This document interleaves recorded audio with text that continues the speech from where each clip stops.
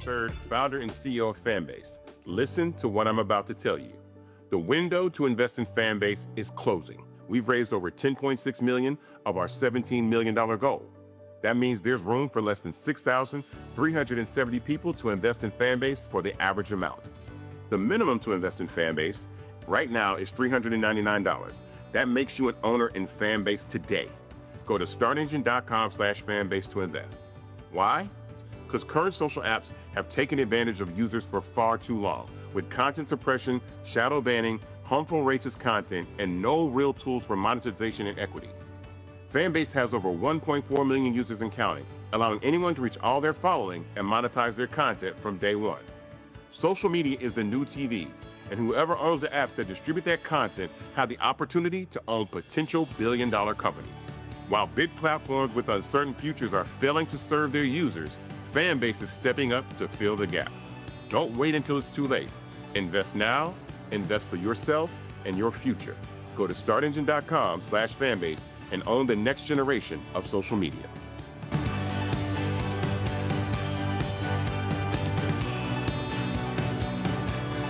Folks, Black Star Network is here. I'm real revolutionary right now. Support this man, Black Media. He makes sure that our stories are told. Thank you for being the voice of Black America, Roland. Stay black. I love y'all. All momentum we have now, we have to keep this going. The video looks phenomenal. See, this difference between Black Star Network and Black-owned media and something like CNN. You can't be Black-owned media and be scared. It's time to be smart. Bring your eyeballs home. You dig?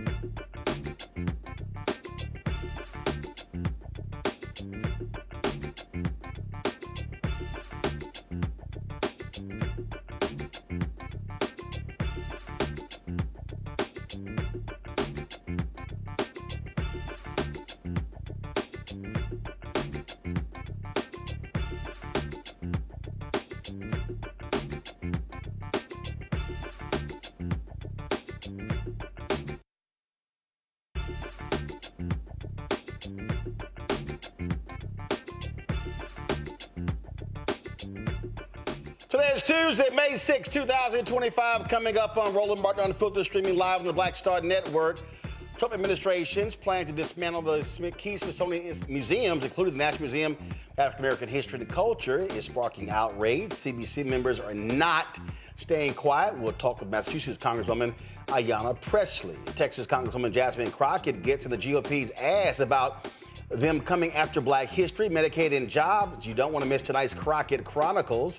The Pentagon orders deep cuts to top military brass. They want to cut the number of four-star generals. What does that mean for Black leaders? Plus, the EPA moves to eliminate the Energy Star program, threatening energy savings for millions of Americans. I told y'all they don't care about regular, ordinary people. And the late Chuck Stone, my alpha brother, a trailblazing journalist educator, also former editor of the Chicago Defender and a former president and co-founder the National Association of Black Journalists, posthumously awarded a special Pulitzer Prize. We'll tell you all about that. That and more. It's time to bring the funk on Roland Martin Unfiltered. On the Black Star Network, let's go.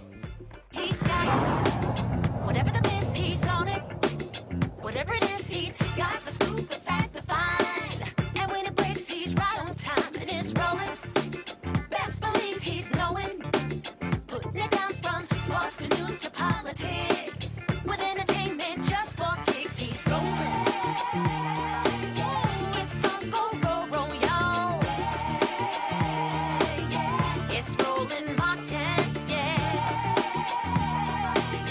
Rolling with Roland now.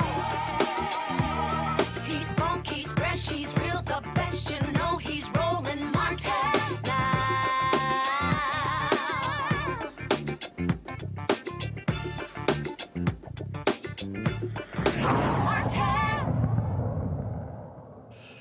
We all know Donald Trump is an idiot.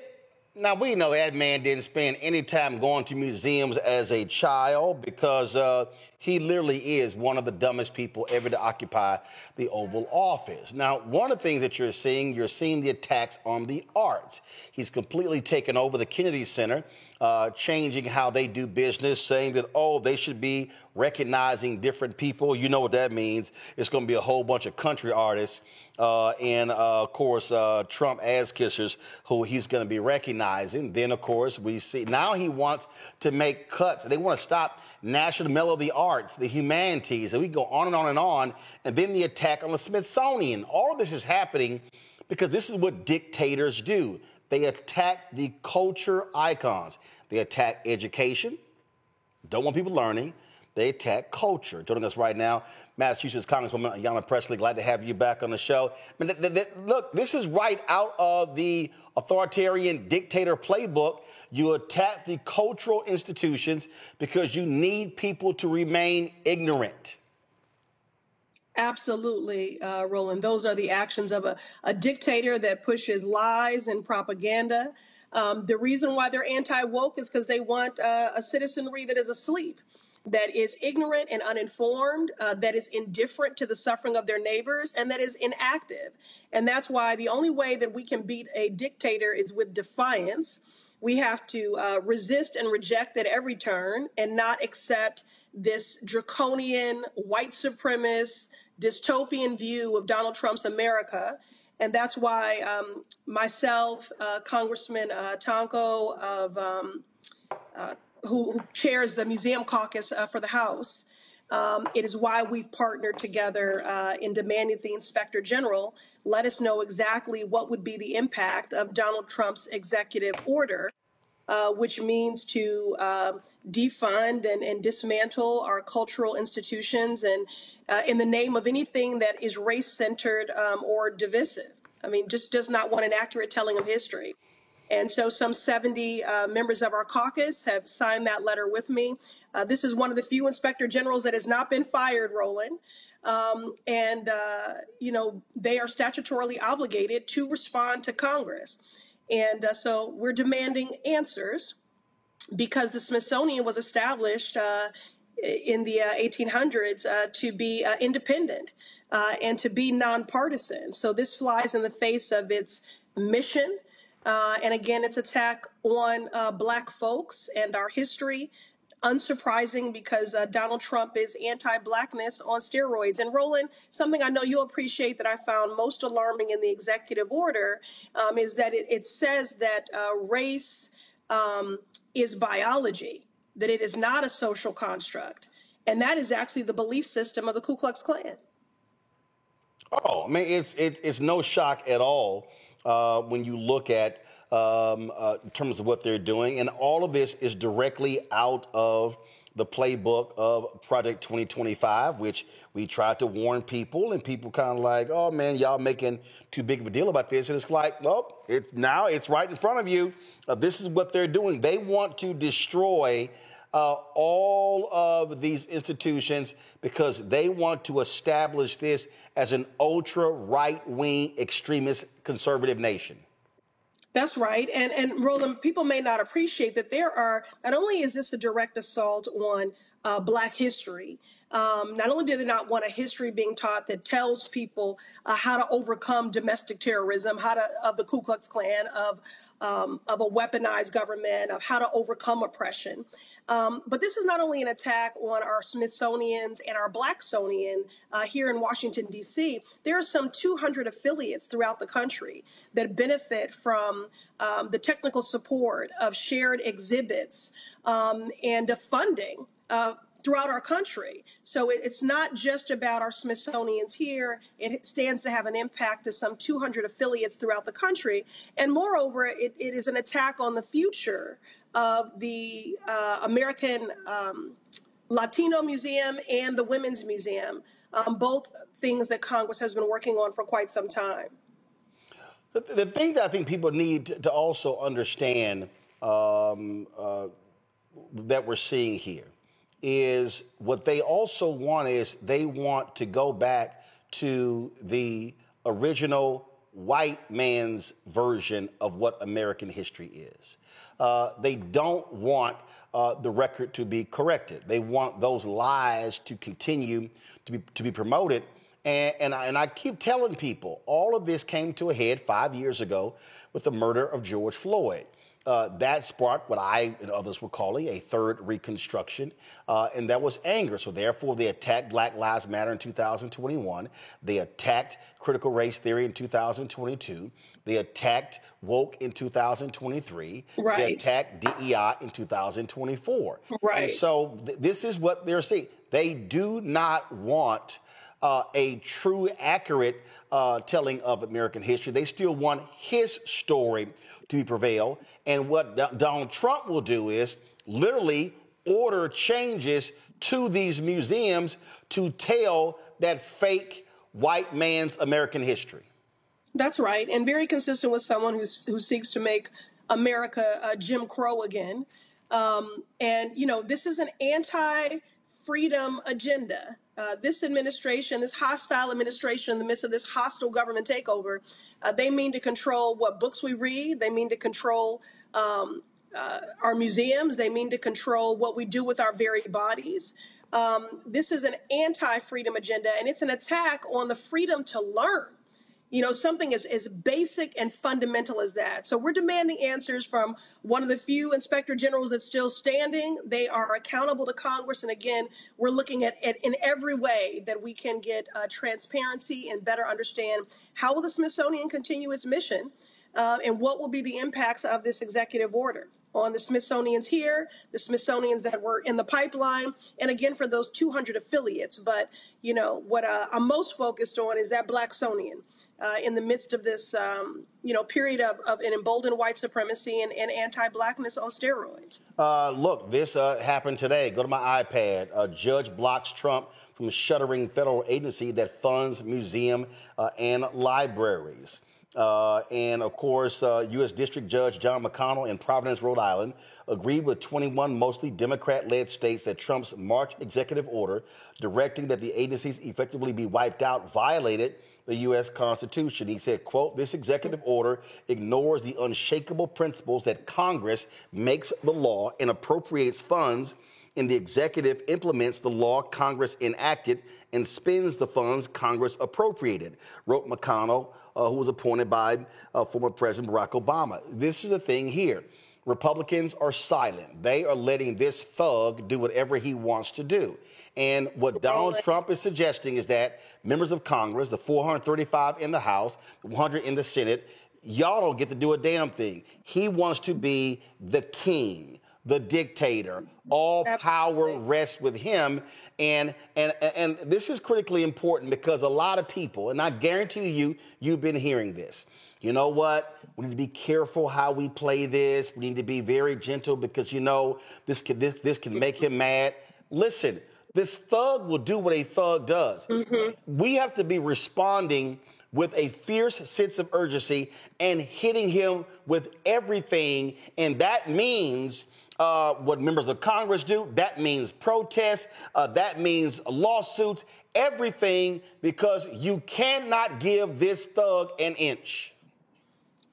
Absolutely not. Like I said, he's the dictator. The only way to beat a dictator is with defiance. And the fact of the matter is that, MAGA is a cult, but it's a movement. And, I was talking to President Morial about this earlier today. The only way to beat a movement is with a movement. So, yes, this is on members of Congress to, in our defensive strategy, to litigate, to legislate, to agitate, to mobilize, to be exhaustive. Because, Roland, I don't believe that this is just about how do we weather the next 4 years. I believe this will shape and determine the next 100 years. Yeah. So everyone has to give a damn about this. And I need everybody, to reach out to their members of Congress and ask them, I'm just appealing to people of conscience. Do you want an accurate telling of history? This is an attack on the freedom to learn. This is an attack on the accurate telling of history of our intellectual freedoms. And again, it flies in the face of the original mission of the Smithsonian to be nonpartisan and independent. And here's Donald Trump saying, I don't want anything that's race-centered, when everything that he does is centered on identity and race, but nothing that's race-centered or divisive. And that could certainly define what this administration is and what they're about in every single way. So we need everybody. I'm glad you made the point that this is a 100-year battle. I mean, that's literally what I wrote in my book, White Fear. I said, this is a war. This is not about the next election. They want to lock in this. They want to seize the power, and they want to destroy these institutions, and they want to lock this in for the next 50 to 100 years. And so what we are doing is today we are literally countering these actions for the benefit of our children's children's children. That's right. That's right. And the thing is, Roland, one of the things that gets on my nerve is that whenever Democrats in the minority, people will say, well, are you open to bipartisanship? I'm like, where's the party to be bipartisan with? This is a cult of cowards that have been complicit in the wholesale harm of our people. And ain't nobody ever asking them to be bipartisan. No one ever never asked that question. That's why I didn't even like you a vice president. They never asked that. And then in our committee hearings, in the midst of this budget reconciliation, they have been silent. They are not, how this process works. We're supposed to fight for, each side is supposed to vigorously defend what they're fighting for, what they want to see preserved, why they think something needs to be eliminated. And they have been silent. They are just, Republicans in the House have ceded all of their power and authority. And Donald Trump, not only does he not like to read, he clearly has never had a civics lesson because he doesn't understand separation of powers, co-equal branches of government, that Congress controls the power of the purse. Again, they want a citizenry that is ignorant and uninformed. And that's why I'm so grateful for you, Roland, because you're making sure that people do have the information. And just even a free press, a free black press in this moment is probably one of the most radical things. So we're grateful for you. Well, absolutely. In the spirit of William Monroe Trotter, who was thrown out of the White House by that racist president, Woodrow Wilson, because he dared to challenge him to his face. This is what the moment requires. Congresswoman Ayanna Pressley, I appreciate it. Thanks a lot. Thank you. Folks, I was just referencing that judge's ruling regarding museums, but it's not just museums. If you actually go back to my iPad, it says the judge halted Trump's order from being implemented at the U.S. Institute of Museum and Library Services, the Minority Business Development Agency, and the Federal Mediation and Conciliation Service pending the outcome of the case. I want to bring in my panel, Dr. Mustafa Santiago Ali, former senior advisor for environmental justice at the EPA out of D.C. Randy Bryant, entrepreneur, author of Never Says, 25 Phrases You Should Never Ever Say to Keep Your Job and Friends, out of D.C. A. Scott Bolden, he's an attorney, and also, of course, worked with PACs with the National Bar Association and others. Out of D.C. Let's get right to it here. That particular point that I'm making right there, Mustafa, because Trump, again, was lying last time he was there, and he's got all these Simple Simon Negroes running behind him, but they talk about, what Trump is going to do for black folks in economics. He wants to get rid of the Minority Business Development Agency, and so this judicial ruling really is critical. Yeah, it's powerful, and I look forward to actually reading it. You know, it is interesting because he understands that when you have these entities in place, you know, that are focusing on minority businesses, and of course, I know folks will break down what that actually looks like, but it does also benefit black contractors and subcontractors, and helps to build wealth for those individuals. I know a number of folks who have businesses in the federal contracting space, and who have been able to make sure that they also gave others, other black folks and other folks, an opportunity to learn, to garner skills, and then to go on and start their own businesses. So it's incredibly important what this judge has done to make sure that he or she, I'm not sure which one they were, said that this has to halt and that you can't proceed in this particular moment. So it's exciting to hear that folks are continuing. Every time it almost seems like when we go to the courts, folks end up winning in relationship to some of these things that the Trump administration has been doing to harm communities and to harm businesses and to harm the country as a whole when you look at the real economics that are going on. So I'm excited to hear how that all turned out. Well, Scott, here's the thing, though, because what the thugs in the White House are focused on, they don't give a damn about any district court judges or appellate judges. In their minds, every single case filed is going to be determined by the Supreme Court, and from their position is they're going to always rule in their favor. And so that's the position that they have taken. Scott, you're on mute. Yeah, hit the button, Kappa. Now talk. Nope, you still muted. All right, let's go to Randy as Scott tries to figure out what he's doing. Randy, y'all walk Scott through it because, Scott, we got you muted on our end. Randy, go ahead. You're right. I mean, one thing we have to give them credit for is that they've been very strategic. So they stack the Supreme Court, you know, and they make decisions that are absolutely going to support Trump and what his cronies of cowards want.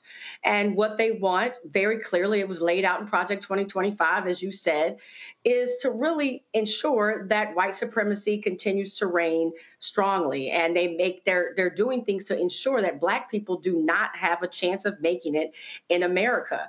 The small concessions that we were given that considered race and really considered clearly our history and accurately our history, they're wiping out. That's why they don't want us to know our history, because if you knew the history, if you understood, you know, our legacy starting from being enslaved through Jim Crow and the Civil Rights Movement, it would be very clear that, of course, there needed to be some programs in place to help us to build wealth and to educate our children and to have health care and things. But they're wiping those things out so they can set us back a full century. I agree. When you said what you said about they're setting us back 100 years, and this is not about right now, or it's not about the next 4 years. It really is about ensuring that we do not slide back to where we were over 100 years ago. You are absolutely right, because they are attacking all the programs that people fought so hard to put in place to help us gain footing in this country. All right, Scott, you ready now? Can you hear me? Yeah, now we can hear you. Okay, I wasn't on mute. But let me just say this, Mustafa, don't get too excited, brother, because the win is short, but it's about the long game. Expanding executive power. This is exactly what the Republicans want, I think, as Roland said earlier with Anna Presley.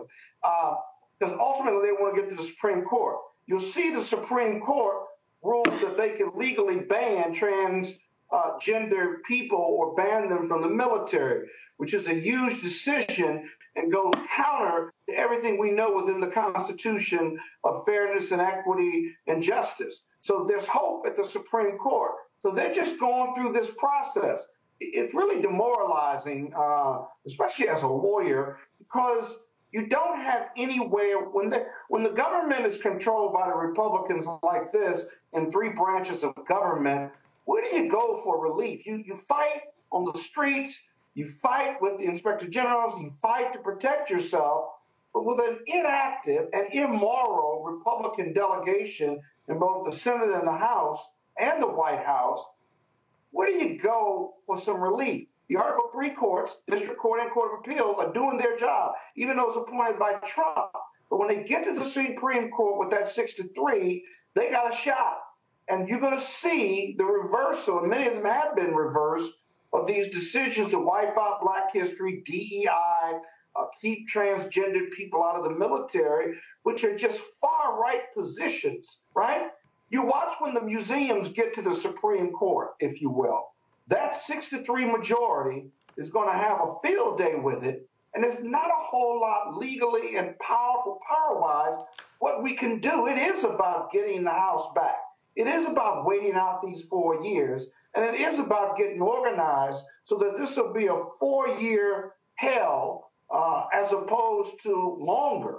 Because MAGAism is about Trump. And if he goes, I just don't think the power of MAGA transfers to anybody else. No, I disagree. What they do in these 4 years. I disagree, and I believe that has been the mistake the Democrats have made going back to Hillary Clinton in 2016. Mustafa, in 2016, Hillary Clinton. No, let me walk you through. In 2016, Hillary Clinton tried to isolate MAGA and Trump from the Republican Party. Others were like, that's stupid. They're the same. 2020, Biden tried the exact same thing. He kept saying, I win, Trump is gone, Mitch McConnell, Republicans, they're going to return back to the Republican Party that we knew. No, the reality is MAGA is the Republican Party. There is no such thing now as MAGA and the Republican Party. They're now the same. You must treat it the same. And what you're seeing is you're seeing people finally wake up and fight what's going on. Mustafa, a lot of folks did not pay attention, but over the weekend, there were significant changes to elections in North Texas, in Dallas-Fort Worth area. MAGA Republicans lost crucial mayoral races, school board races, all across the area. People are indeed responding, and that is what needs to continue to happen. People need to realize if you sit on your ass and not vote, they're going to win. And I think the actions that they're taking are going to have a true get out the vote effort, but more of that needs to happen. No, I agree. There is awakening that's happening, at least in all the people that I talk to around the country. You know, some of the folks who maybe sat on the couch, other folks who weren't sure who to give their vote to after they've seen some of this stuff play out. It shouldn't have taken this, but it did. And now folks are having a better understanding that they've got to get engaged, that they've got to stand up, that they've got to push back because they've seen what these folks are trying to do. And I agree with you. This is not something that is recent. This has been put in place. You know, they've been working on many of these things. We often talk about Project 2025, Agenda 47, all these other types of things. You know, there are very powerful individuals who have been financing, who have been utilizing these think tanks to begin to actually get this foundation that they're trying to build, in place. So we just need to be aware. But again, it is about the power of the people. You know, sometimes that sounds cliche-ish, but it really is. If we look at all the social movements that have happened inside this country, it's happened because, you know, everyday folks decided that they didn't, you know, they've had enough and that they were going to stand up, even if they were in danger. So, you know, one, we've got to make sure that we're protecting each other, that we're lifting each other up, but we've also going to have to utilize, you know, the power of our voices, our bodies, and all the other tools that we have. And then, of course, Scott's the expert there. You know, I've done my time in relationship to the courts and some legal things, but I still also, you know, see some solace that exists inside of the court system to a degree, but you have to balance that out with the power of the people, and you have to let folks know that you're not playing, and that you're going to show up, you know, in the midterms and in 2028 and in every ever one of these elections that happened across the country between now and then. Yeah, but Roland, hold on. I'm coming to you, Scott. Just hold on. Randy, this is what I was just talking about. Go to my iPad. In Texas, Fort Bend School Board, one of the largest in the state, conservatives lost 2 critical school board seats they held there. The board adopted one of the most strictest book banning policies in Texas, 5-2. They've lost critical votes. Katy School Board, they ousted the ultra-conservative board president.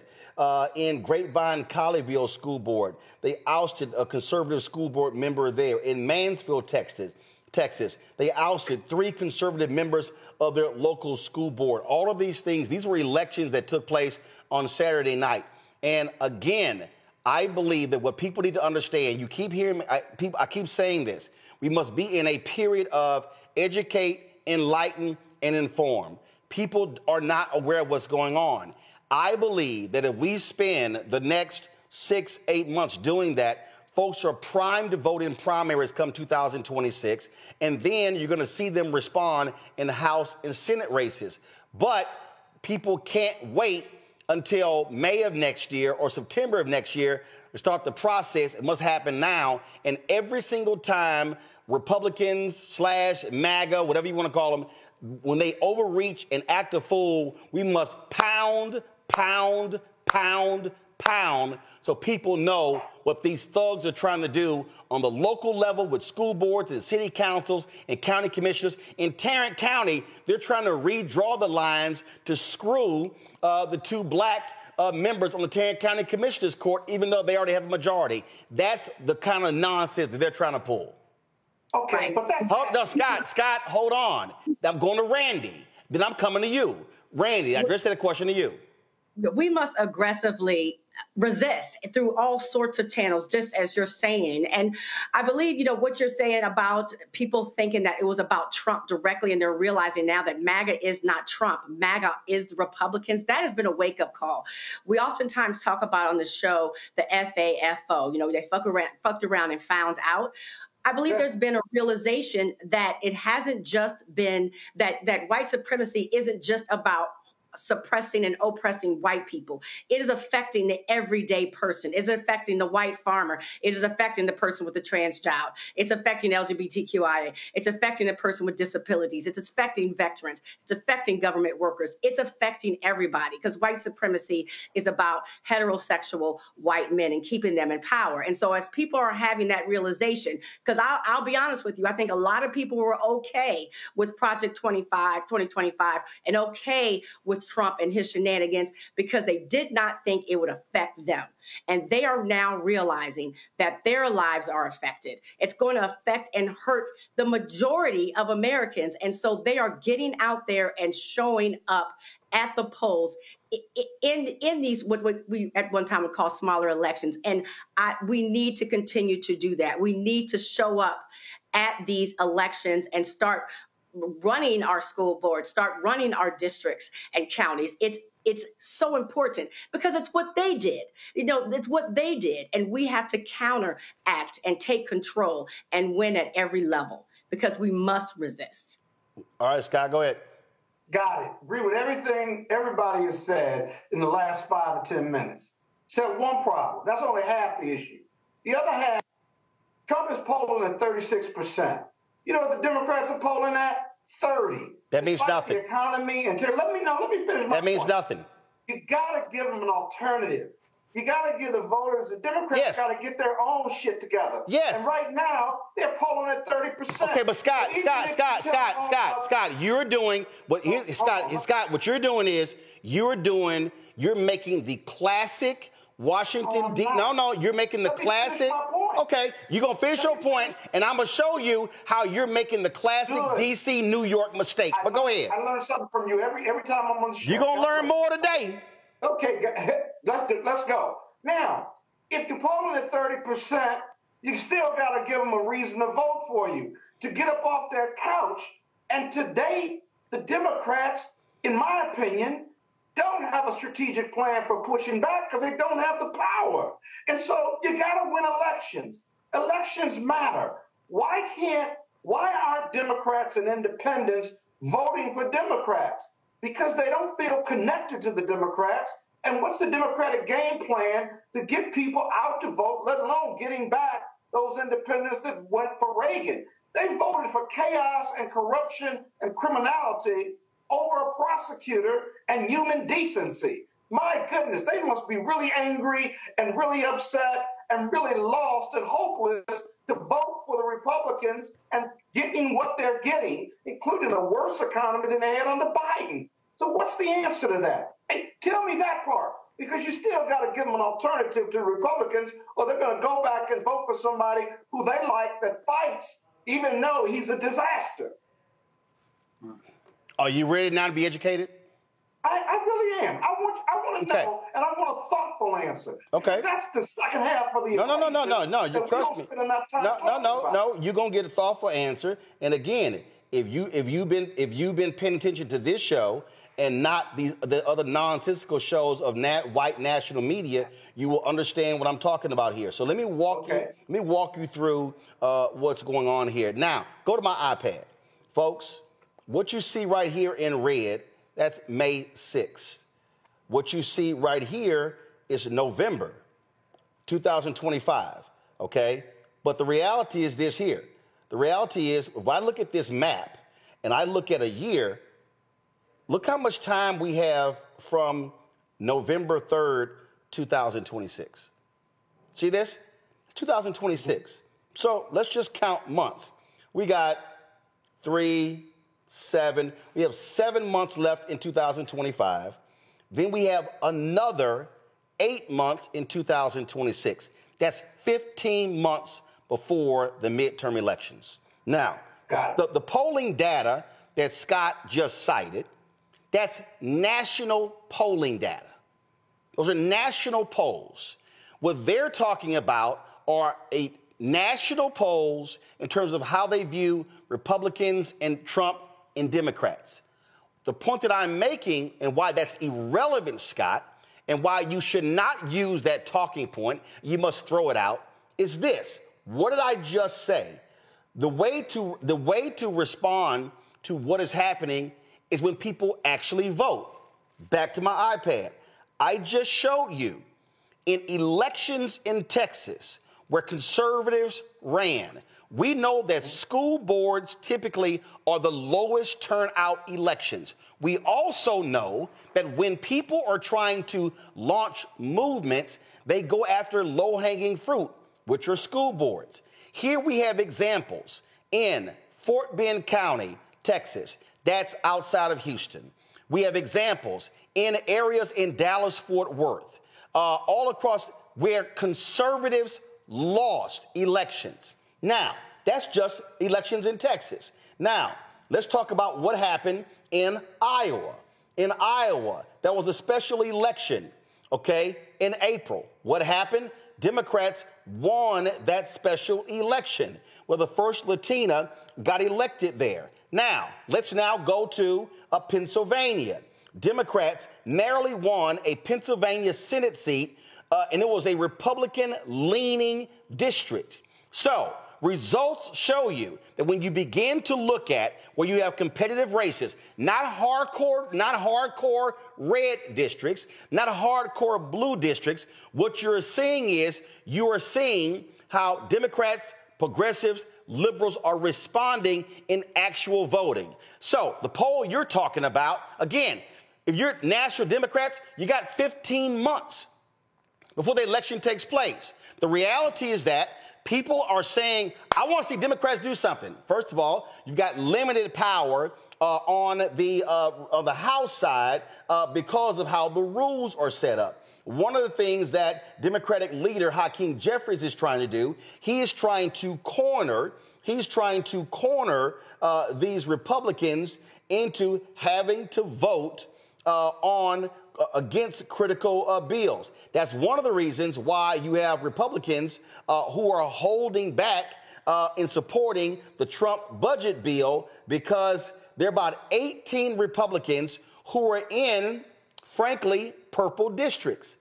Republicans only have a 3-seat majority, all right? So that's what's happening right now. I believe the Republicans are going to maintain control of the United States Senate because the map favors them in the races that are running. Right. But guess what? Right. They just had a huge loss yesterday when Governor Brian Kemp announced he was not going to run for the United States Senate in Georgia. Okay, so that's one of their huge targets. Senator Jon Ossoff is running for re-election. Right. Then you've got Senator Thom Tillis, who has been casting a lot of votes kissing Trump's ass. But here you got Trump turning down hurricane relief in North Carolina and screwing those people. You've got Senator Chuck Schumer, who's trying to recruit former Democratic Governor Roy Cooper to run for the United States Senate in North Carolina. Now, they were hoping that Kentucky Governor Andy Beshear was going to run for the United States Senate in Kentucky, but he's likely going to run for president in 2028. You also have another election coming up for a new 6-year term. Will former U.S. Senator Sherrod Brown run for the Senate again in Ohio? You also have a Louisiana Senate seat coming up. You got John Bel Edwards, who was a Democrat governor who served 2 terms. Will he run for the United States Senate? The point I'm making is, while Trump and MAGA are doing these crazy things and the economy is tanking, stock market is dropping, inflation has gone up, people are losing their 401ks, egg prices have not gone down, gas prices have not gone down, what you then do is you let these people keep screwing this thing up. Now, must you present an agenda for people? Yes. But that's in 2026. What must happen in 2025? You focus on local elections and you win. There's a mayoral race that's happening in New Orleans in September. 4 constitutional amendments, MAGA constitutional amendments, were defeated in Louisiana. Black voters were huge. You also have, in November, you've got Winsome Sears, a MAGA Republican lieutenant governor, running for governor, black woman, against Spanberger. Guess what? Virginia. If Democrats win the governor's mansion and if they control the House, Don Scott remains the black Speaker of the House in Virginia. Louise Lucas controls the money in the Senate. And more importantly, they then get to advance a bill that will be passed and signed into law that ends felony disenfranchisement in Virginia. You got a new governor's race in New Jersey. So here's the thing I'm saying, Scott. Fuck 2026 and focus on 2025. If you win races in 2025, you build the momentum for 2026. Hey, I got no problem with that. The elections in North Texas, which is what the basis of all of this was, at least the original narrative, was anecdotal, and I simply did not think that was enough.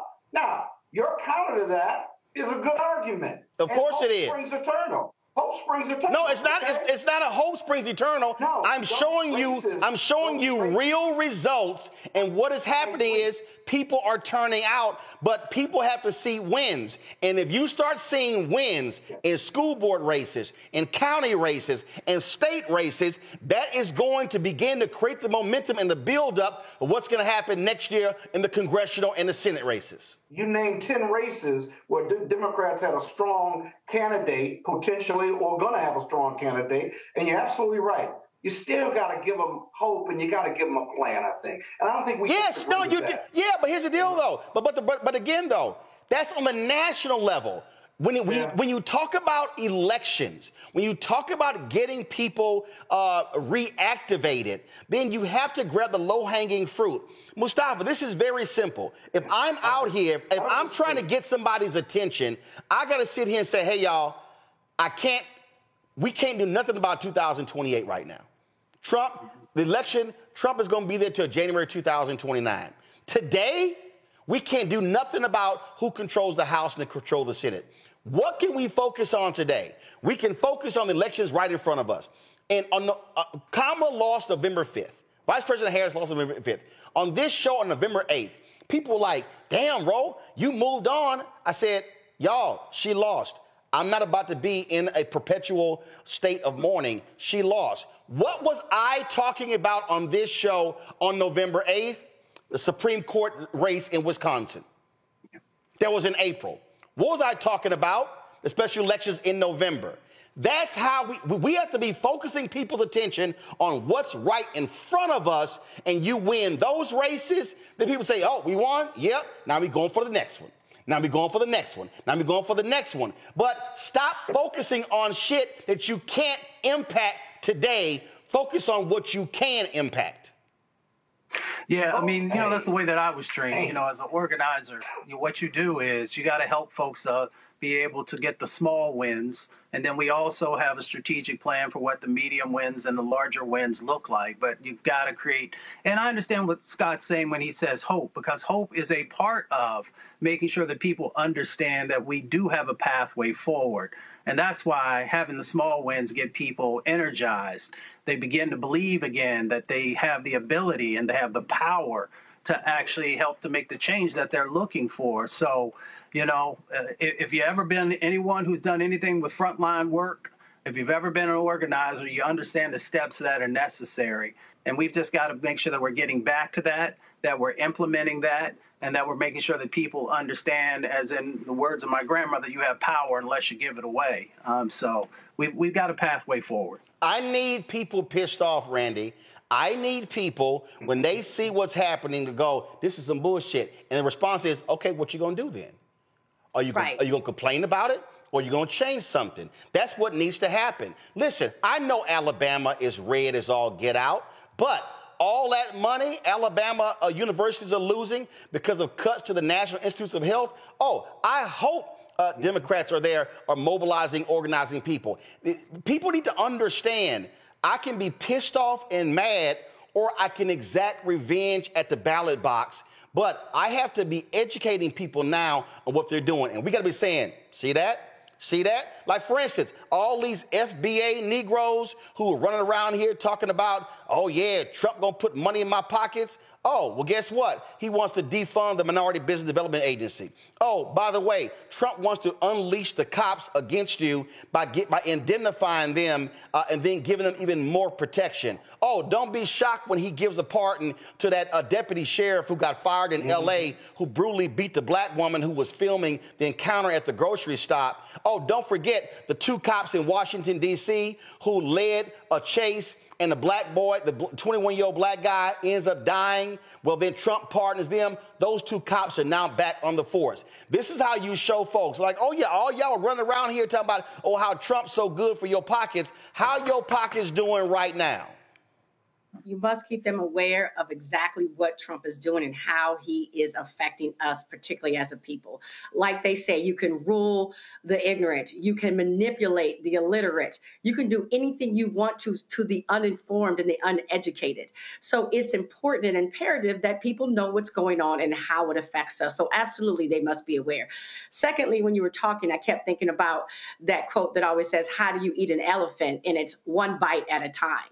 So yes, it's so easy to become overwhelmed if we talk about the election and that we have 4 more years with this supposed dictator. But if we look at this one bite at a time, one election at a time, one win at a time, one case at a time, we definitely move the needle. That's how we get through this.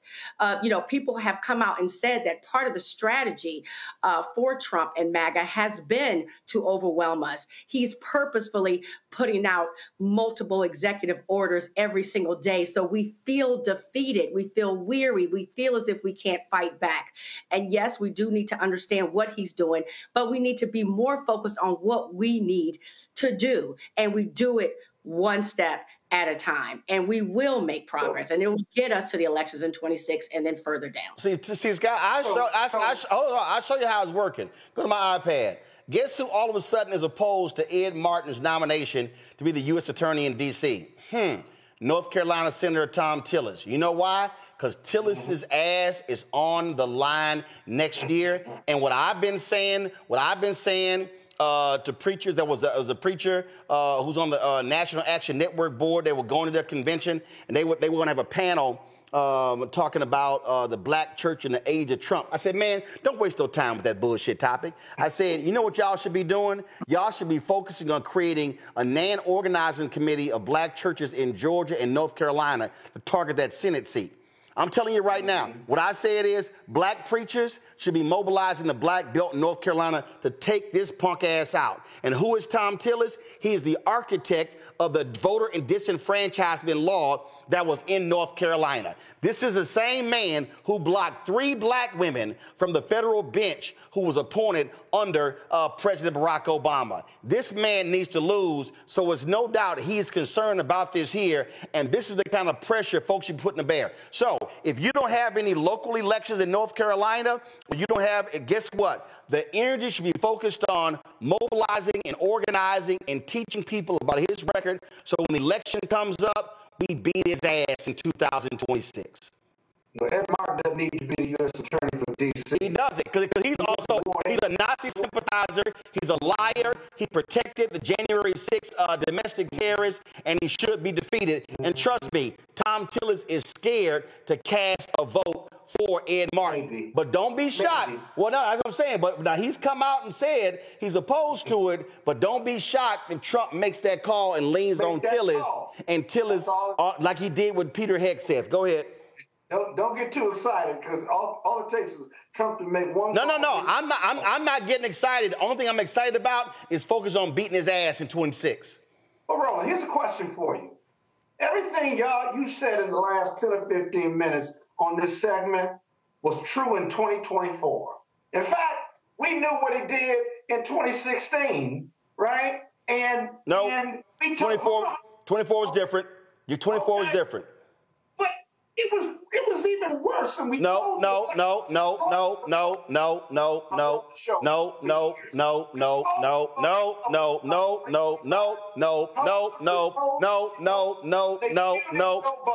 Scott, this is real clear, Scott. I don't give a no, Scott, here's the deal. Scott, I don't want to hear it. Scott, you know what I want to hear it? I don't want to hear it. You know what I want to hear it? Okay. I don't give a shit about 24. 24 is over. It's over. Yeah, I know you don't want to talk about it. No. We've discussed 24. Scott, we've talked about 24. I'm not wasting any time on 24. 2025. We're in 25. Same stuff, right? That's a lie. It's 2025 right now. And you know what? Your rhetoric is the same. And you know what? Scott, unless Democrats and independents vote, it's not going to change. Scott, that's a lie. Scott, allow me to show you some evidence of what happens when you educate people. There was an election in Louisiana. Scott, allow me to teach you some more that you don't know. There was a statewide election in Louisiana. There was an African American who was running for governor. Black turnout was absolutely abysmal. It was atrocious. It was horrible. So what happened? Jeff Landry, the MAGA attorney general, became the governor. And what did he start doing? And because people did not turn out, then Republicans got a supermajority in the legislature. So what did they start doing? They started passing all kinds of laws in 2024. The election was in 2023. Passing all these sorts of laws in 2024. Then Jeff Landry tried to push forward 4 constitutional amendments. On one of them, they even recruited 50 Cent to drop a video touting this tax proposal. Guess what? In the early voting, black people accounted for more than 1/3 of all early votes. Black numbers were off the chain. Do you know why? Because after that abysmal showing in 2023, we had Gary Chambers on here. There were Gary Chambers and other groups in Louisiana hit the ground, went all around the state. You know what we did on this show? Educated, informed, enlighten people. So guess what happened in 2025? They turned out into huge numbers. The point I'm making is I'm not wasting my time for all the drama that happened in 2024. Biden drops out, the debate, folk don't like Kamala Harris. That's old news. I'm focusing on today, and I fundamentally believe this here. I fundamentally believe that when you educate, you inform, and you enlighten people, that they're going to make better choices. And so my focus on this show, on every platform that I have, is to do that, and we're going to leave it all on the field. And I believe that we're going to see a difference. I'm saying right now, Republicans are going to lose the House in 2026, and I believe Democrats are going to have a 5 to 8 seat majority because people are going to be so pissed off and they're going to be motivated to vote. Write that down today. But that's only going to happen when we stop talking about 24 and we start focusing on 25 in present day. I gotta go to a break. I gotta go to a break. I gotta go to a break. I gotta go to a break. We'll be right back. We'll talk. We had an idiot in the Oval Office today, and I'm not talking about the Canadian Prime Minister. Wait till we show you the sheer stupidity from this fool, Donald Trump. I'll be right back. On the next Get Wealthy with me, Deborah Owens, America's Wealth Coach, we're talking about the difficulty of being able to acquire wealth for Black Americans. My guest, Emily Flitter, is the author of The White Wall, How Big Finance is Bankrupting Black America. The bad stuff that you feel when you're dealing with the financial services industry is not your fault. It's not your fault, and you don't deserve to be treated like this. That's right here on Get Wealthy, only on Black Star Network. Hey, it's John Murray, the executive producer of the new Sherry Shepherd Talk Show. You're watching Roland Martin Unfiltered.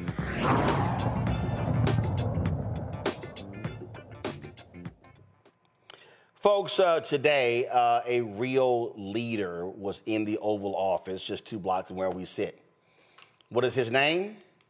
His name is Mark. He's Canadian Prime Minister, Mark Carney.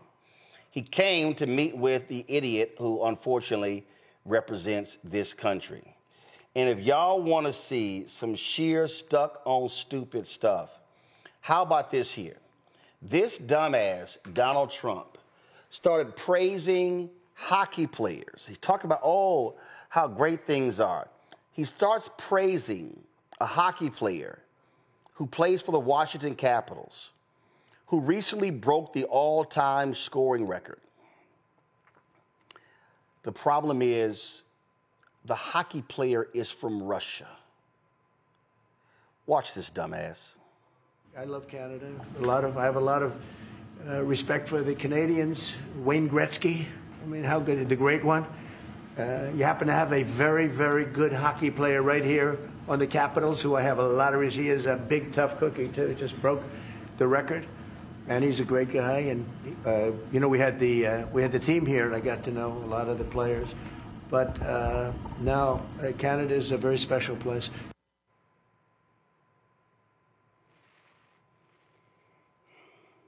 I don't give a damn about hockey, but I know Alex Ovechkin. He's from Russia. Do you know whose record he broke? Wayne Gretzky's. This dumbass is touting this amazing Canadian hockey player here in D.C. who's actually from Russia. Look, I done told y'all this boy is dumb. I done told you he's dumb. Then this dumbass continued with the bullshit of making Canada the 51st state. My man Carney was like, nah, pimp, we ain't going there. As you know from real estate, there are some places that are never for sale. That's true. We're sitting in one right now, Buckingham Palace that you visited as well. That's true. And having met with the owners of Canada over the course of the campaign last several months, it's not for sale, won't be for sale ever. But the opportunity is in the partnership and what we can build together. And we have done that in the past. And part of that, as the president just said, is with respect to our own security. And my government is committed for a step change in our investment in Canadian security and our partnership. And I'll say this as well, that the president has revitalized international security, revitalized NATO, and us playing our full weight in NATO, and that will be part of it. True. And they have. It gets worse. This idiot, I done told y'all, he's truly one of the dumbest people I've ever seen in my life. Y'all, this idiot said, yeah, I mean, it ain't like we do much business in the United States with Canada. He got fact-checked in real time by the Canadian Prime Minister. Press play.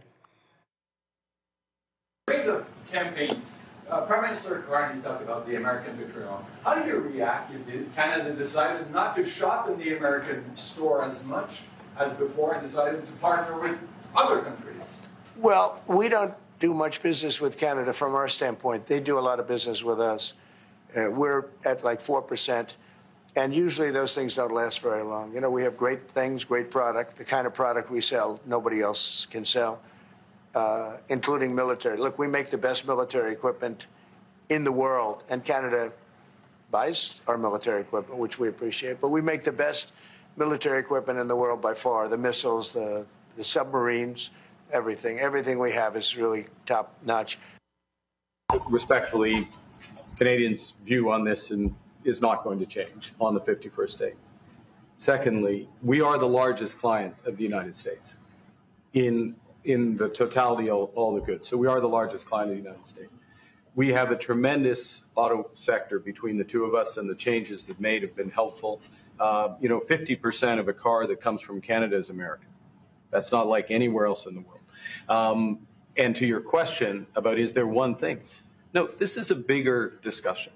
There are much bigger forces involved, and this will take some time and some discussions, and that's why we're here, to have those discussions, and that is represented by who's sitting around the table.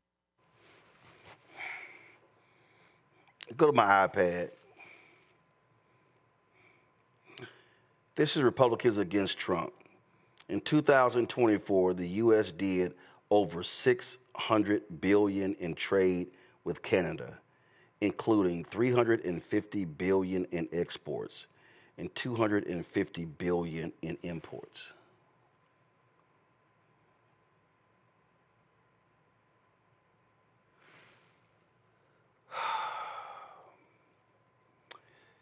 Scott, there used to be a time when the President of the United States would board Air Force One, and you would see that blue and white plane, and you would say, we're sending our best to talk to the world. And that was a time when visiting dignitaries would come. They would have these sprays, they're called sprays, in the Oval Office. And we could be fairly confident that the occupant of the Oval Office read the briefing papers that staff gave them, spent some time the night before in the private study in the residence, going over the information. But now, we have that dumbass from high school and college who didn't read any of the assignment, who didn't study, And then when they get called to the front of the class to explain a particular chapter, they start talking about the trees and the winds and the birds and how beautiful things are and how amazing and beautiful the writing is and the topography. And you're sitting in class like, that's my reaction anytime this dumbass Donald Trump talks. Democracy and the Constitution is there are not a whole lot of qualifications you need to be president. All you got to do is give one more vote to the next guy. Just one more vote. So you can be a racist, you can be dumb as hell, and if you get more votes than the next guy, you win. The founding fathers never contemplated that Donald Trump. To be president, you had to be a leading thinker, leading person, leader, if you will, and competent in some part, politics, democracy, business, whatever the case might be. At least that's how they contemplated it. This is the danger of democracy. If you put that screen back up that you just had when you were talking, that $350 billion of exports represents 17% of all of our exports. I'd call that doing business with Canada. And the other thing is this, our joint security efforts, securing North America, north of Mexico, right, up until the northern border of Canada, is all U.S.-Canadian forces. In fact, if you go to any training facility in the U.S., you're likely to find some Canadian troops training with U.S. troops. And so picking a fight with Canada, there's more similarity than dissimilarity, and picking a fight with them over tariffs and what have you. What about professional services? You know, we never talk about professional services, right? Canada, we're upside down with Canada and other countries on the amount of personal services that we export versus they import from us than just these hardcore goods. Because we don't talk about services. So if you combine those two, it kind of works out. It kind of evens itself out regardless of the tariff for goods, if you will. I was just reading a report on this in the Washington Post. And so there's a fuller, more complicated picture to this, which is the irony is you have a president that's not well read and just wants to do tariffs because they did it in the 20s and 30s, which, by the way, caused the Great Depression. Nobody ever says that, or he doesn't think that either, but it did. So there you have it, Roland. What we're now seeing, Randy, Canadians are like, yeah, we ain't going to Florida. Nah, Canadians are like, nah, Las Vegas, y'all can go to hell. And the numbers are, when I say the numbers are dropping like crazy, they're dropping like crazy. I'm going to find a video in a second where the company that controls the Bellagio, they're like, yo, we laying off concierge people at every hotel except 2. Folks aren't coming. Okay, right. So when you shit on all the rest of these countries, they like, all right, we good. And then when you start snatching folks' cell phones, going through customs, they're like, yo, it's other countries we can go to spend money. This dumbass has killed American tourism, but he goes on, does an interview, I think, other day, he goes, oh no, tourism is up. The interview with Terry Moran, Terry Moran's like, no, it's not, it's down. This dumbass is living in his own delusion, and the minions around him going, yeah, boss, it went up, when it's down massively.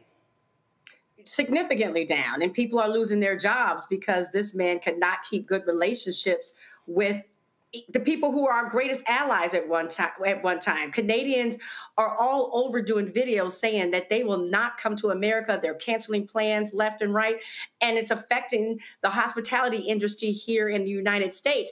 And what is so incredibly insane about it is he wants to act as if he's the strong leader, but he doesn't even understand the business. I mean, how do you say that we don't do much business with Canada and they're third after China and Mexico in the effective amount that we do business with? And he has no idea about it. I mean, I get secondhand embarrassment every time he opens his mouth. And then you have Vance and Rubio just sitting there. I mean, I would be biting my tongue if this is my boss, with a prime minister just spouting just inaccuracies one after the other, obviously not knowing what he's doing. So not only do we have the audacity to be aggressive, we're aggressive and then dumb with Canada. So I'm not mad at Canada. When everything they said they were going to do, when they said they were going to cut the electricity, I was like, I can't be mad at them. When they say they're not visiting the United States anymore, I can't be mad at them. Like,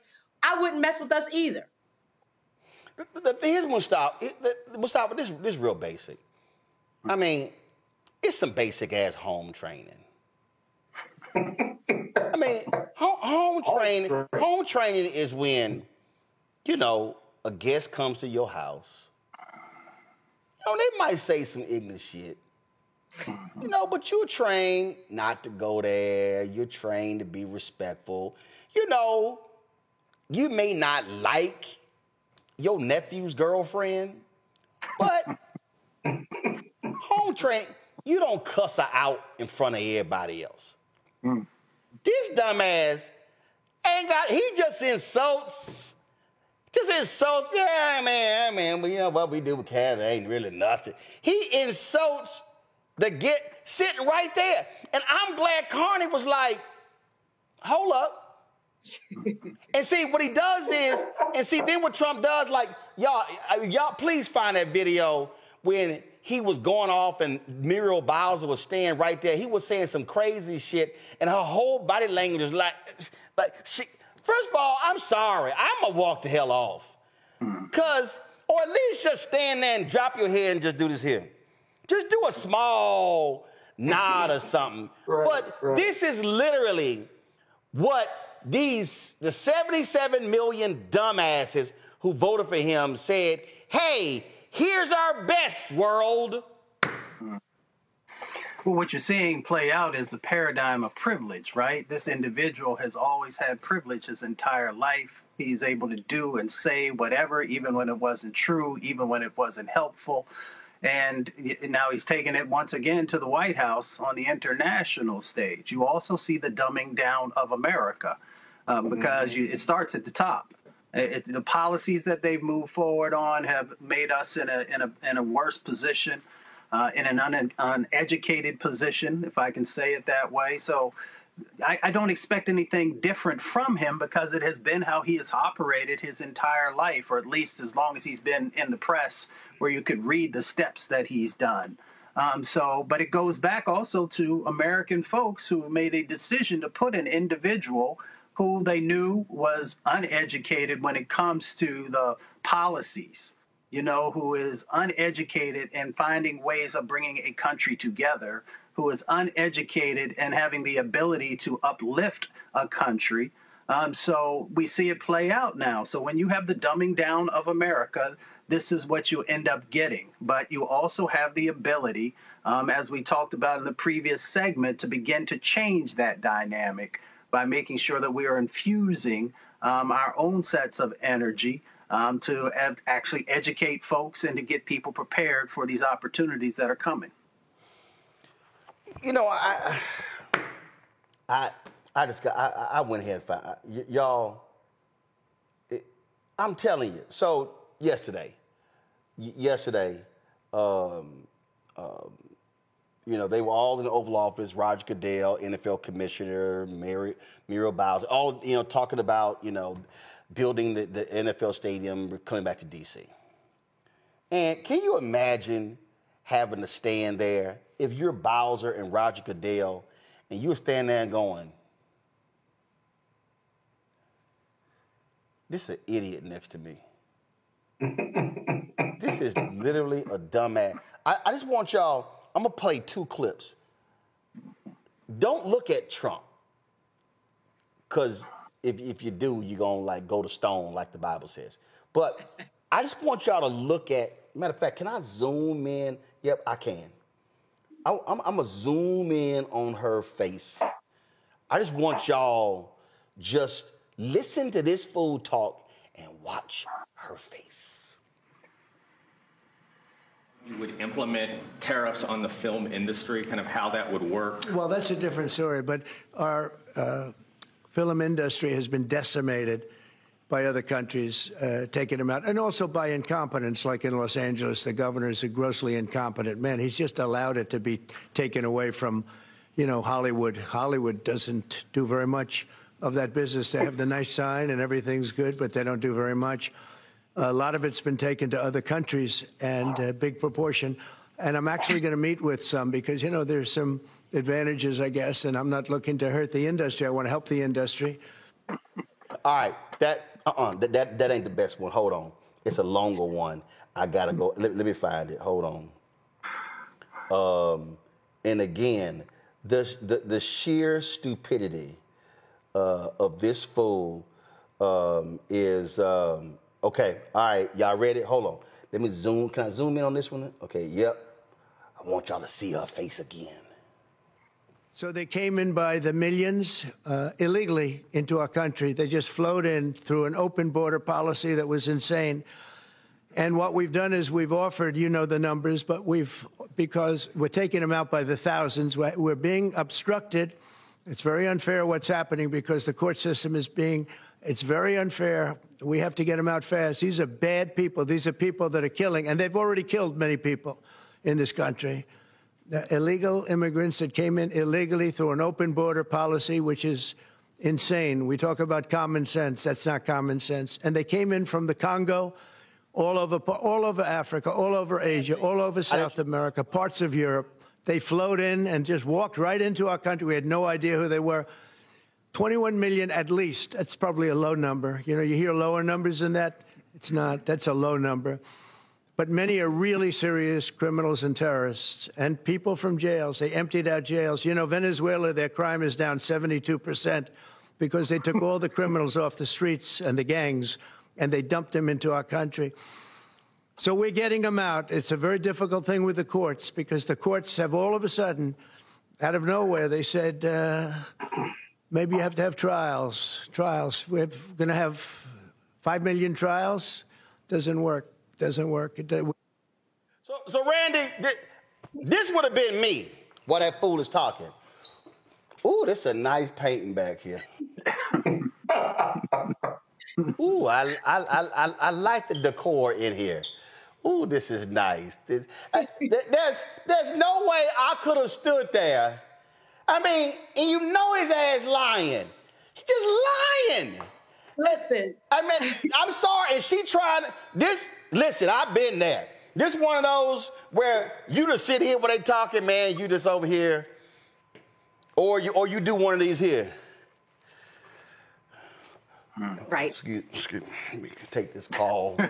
Let me step out. That's what you do. Because, I am not trying to be a part of that stupidity.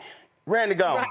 Let me say this. On behalf of all the sisters out here, let me say, we sisters may be able to hold our mouths, our tongues, right? We may be able to, but our face is always going to tell people how we feel. That's what you could see right there with Bowser. Like, she literally was having tics. You could see she was biting her tongue, biting her mouth, eyes were shifted. She was having such a hard time holding it together. Like I said, we may be able to hold our Black woman's tongue. We may be able to do it, but it's tough for us. But our face will always give it away. And certainly you could see that right there. And I felt sorry for the sister because, that took strength. That took strength to hear all the lies spouting out of his mouth. I mean, they were there to announce the NFL draft is going to be held in D.C. in 2027, whatever. Okay, whatever. But that's when just lying. Right. Just lying. I mean, Scott, you way more diplomatic than me. So I don't know how you would have handled that.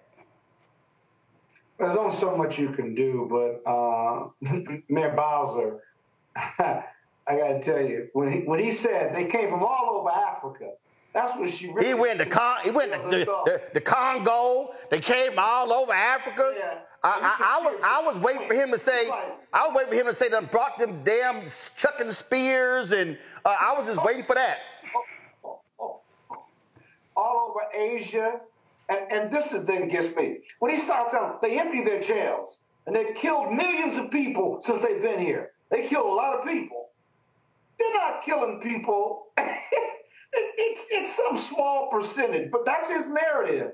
And then he just starts to riff, and that becomes a narrative for people who vote for him. It's very dangerous using the bully pulpit as a presidential candidate or a president and stuff, because there's no empirical data to support that somehow people who cross the border in the South commit more crimes per ratio or per capita. Come on, Scott, you trying to use some damn common sense. Yeah, I know, but because I'm a lawyer. I just, you know, it just makes no sense. Well, call him ignorant and dumb. Yeah, he is. Well, speaking of not making, here's the power of Trump, though. People believe that narrative, man. Cause they stupid too. Like they do. They stupid too. I remember when I was at CNN and I was on Anderson Cooper. John Avlon said, "Roland, we shouldn't call the American voters dumb. If your ass voted for Trump, you dumb." Right. But they believe this narrative, man. It's like a cult following. If he says it, then it's got to be true. And if he says it, when he's moving his lips, you know he's lying, because it's just no data to support it. He just riffs. And then it's all propaganda, right? And then he's got the power of the presidency now, so there's nobody that's going to correct him. The media tries to. Democrats try to. We get drowned out. Those forces get drowned out by the power of his presidency. And so people, not in Washington, but in the hinterlands, if you will, believe that. People in Illinois, I believe, Blue State Red State, his followers believe that. That becomes the truth. And then they turn on Fox News, and it's repeated on a rolling basis. And now you have the cult following. And now they'll follow whatever he says, including, I'm going to make it more painful for you now, despite the Biden economy, and we'll be okay. This is going to be the golden age for America, which is all bullshit, if you will. But he says it, and then that becomes the narrative and stuff. But if you look at recent polling, right, 60% of Americans believe that this is not the Biden economy and not why they're feeling nervous. And consumer confidence, 60% of Americans lack consumer confidence. This is the Trump economy, because they know the tariffs and how he's implemented them has caused uncertainty. I think you should add that to your narrative about what's going to happen in 2 years. I think I found it's there already. I think I found that clip when I was slamming the birthers, and John Avlon, who's now in Congress, like, we shouldn't call the American voters dumb. Let me see if was this it? Go ahead and pick it up. And that's why, look, I know, John, I know we want to be nice about it, but I'm sorry. If we keep putting out fact after fact after fact, and people still don't believe the facts, they're stupid, John. That's what we call them in the real world. Well, maybe it's not nice or PC to call them that on television, but this is ridiculous. I mean, think about it. This is a House of Representatives in a state saying, forget another state, forget a Republican governor, forget the head of the health department, forget all of them. They're all wrong. We want to see it ourselves. Hey, look, the state legislators in question aren't just stupid, they're cynical. And you know, this big problem, ultimately, it goes from an old quote by Jonathan Swift: you can't reason people out of something they weren't reasoned into. This is right-wing politics. This is about fear-based appeals designed to divide the American people and try to delegitimize a duly elected president of the United States. That's why we should all be offended by it. I think a lot of people are going to be offended, Roland, by you calling people stupid. Well, go right ahead. But if they believe he's a Muslim and they believe he's not American, I'm sorry, Anderson, they're stupid. Roland, I'll leave it there. I'm not going to argue with you. Roland, Martin, appreciate it. John Avlon as well. Thank you.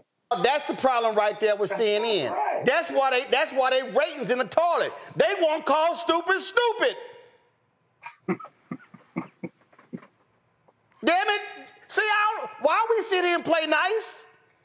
I'm going to call stupid stupid. I'm going to call stupid stupid. I don't give a damn. Stupid stupid. In fact, if y'all want to see stupid, I wasn't even going to play this. Here's Congressman Joe Nagase. dealing with present day some dumbass Republicans. Watch this.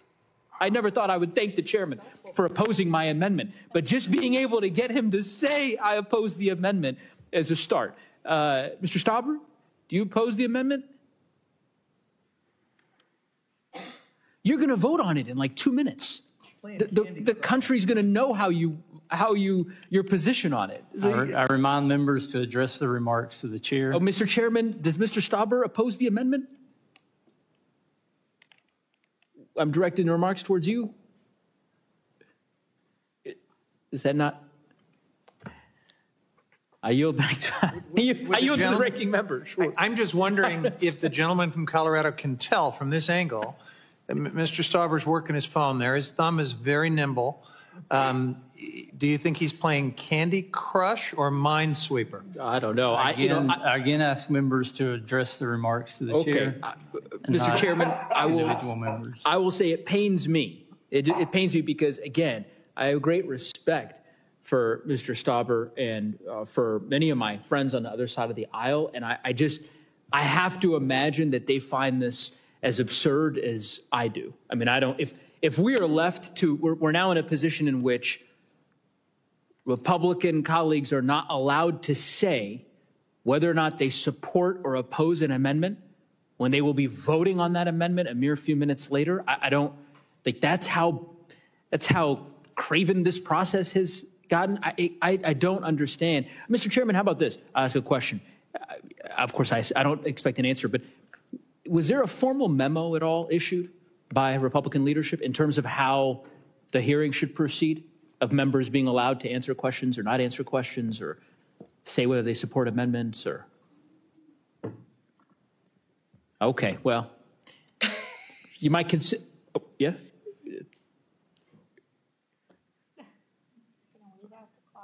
Okay, well then I guess I'll just let the time wind down. Fascinating hearing. I've never nothing quite like this. And I yield back the 4 seconds of my time. Gentleman yields back. Ms. Stansbury, you're recognized. Thank you, Mr. Chair. Who pays tariffs? This is what I'm talking about. This is how stupid these people are, Mustafa. And I get the Congress and, I have great respect for my colleagues on the side aisle. Man, fuck that. I'll let the gentleman, the gentlelady, man, man, go ahead. I mean, again, it's the dumbing down of America that everybody wants to act like they don't have a brain, and the folks who are supposed to have a brain evidently don't have a brain. And that's why we continue to get the things that we get. So, I was thinking about Mayor Bowser, right? And I was hoping that there was some thought bubbles that were going to pop up so you could actually see how she really felt. Because it was funny when Randy was saying that, first thing I thought of was the first thought bubble was going to be, oh, hell no. And then the next one was going to be, I can't wait until I get my budget so I could actually say what I want to say. And then I saw a Pac-Man come and start making that little noise as he ate across. So, it's just ridiculous, the things that we currently have going on in this country.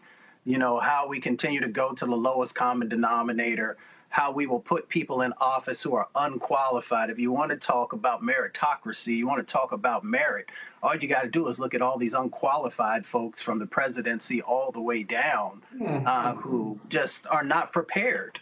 And so they are being, there are these puppeteers who continue to utilize them to push these agendas that will have devastating effects on our country for decades upon decades to come. And that's why, when we talk about educating and motivating and innovating is so critically important because, Scott said there are people, in other parts of the country who just, are not tuned into what's going on or who may not know.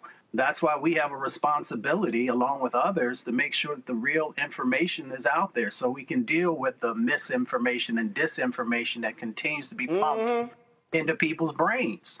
Because if someone continues to tell you something and there is no counter narrative to that, you will begin to believe it. That's why Republicans bought up all of those AM radio stations. I started talking about it years ago because they kept getting the same messages time and time and time again. And people began to believe it because they're like, well, I heard it, on the radio, so it must be true. And then when I worked on Capitol Hill, I would see Republicans getting these talking points, and every one of them would say the exact same thing, even when they knew it wasn't true, but it became a part of the narrative.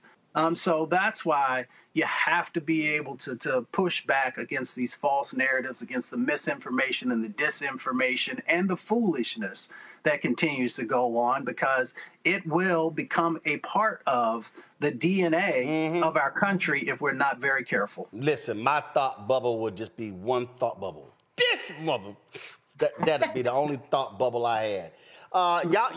Look, the Congressman Joe Nagase thing wasn't the only sheer stupidity on Capitol Hill.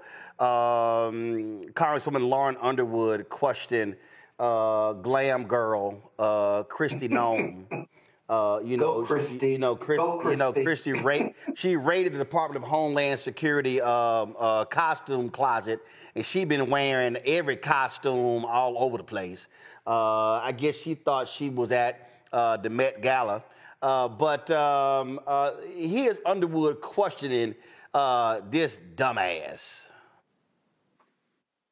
This weekend, the president made the remarkable statement that he, quote, doesn't know whether he has to uphold the Constitution. You, however, have taken a different position, both in your confirmation hearing and when you took the oath of office. You said that you were committed to complying with the Constitution. Do you still stand by that statement? Absolutely. I believe President Trump Excellent. as well. Let's start with Article 1, which gives Congress and only Congress the power of the purse. No money shall be drawn from the Treasury, but in consequence of appropriations made by law. But this administration is freezing, terminating, and even clawing back federal grants and awards that were already signed into law.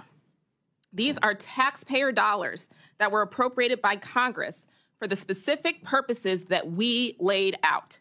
So, Secretary, let me ask you, do you believe the administration has the authority to subvert appropriations law to freeze and terminate congressional funding?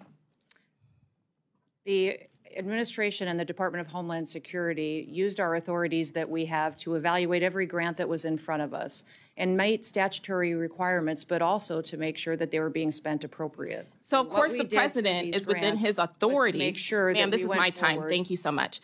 Of course, the president's within his authorities to drive policy decisions within the bounds of federal law and the Constitution, but that's not what you've been doing. What I'm asking is whether you believe you have the authority to ignore appropriations law. Do you believe that the Constitution gives the executive branch unilateral authority to withhold funds appropriated by the legislative branch? We have evaluated grants to make sure if they're being spent appropriately, and work that is underway and was authorized has continued.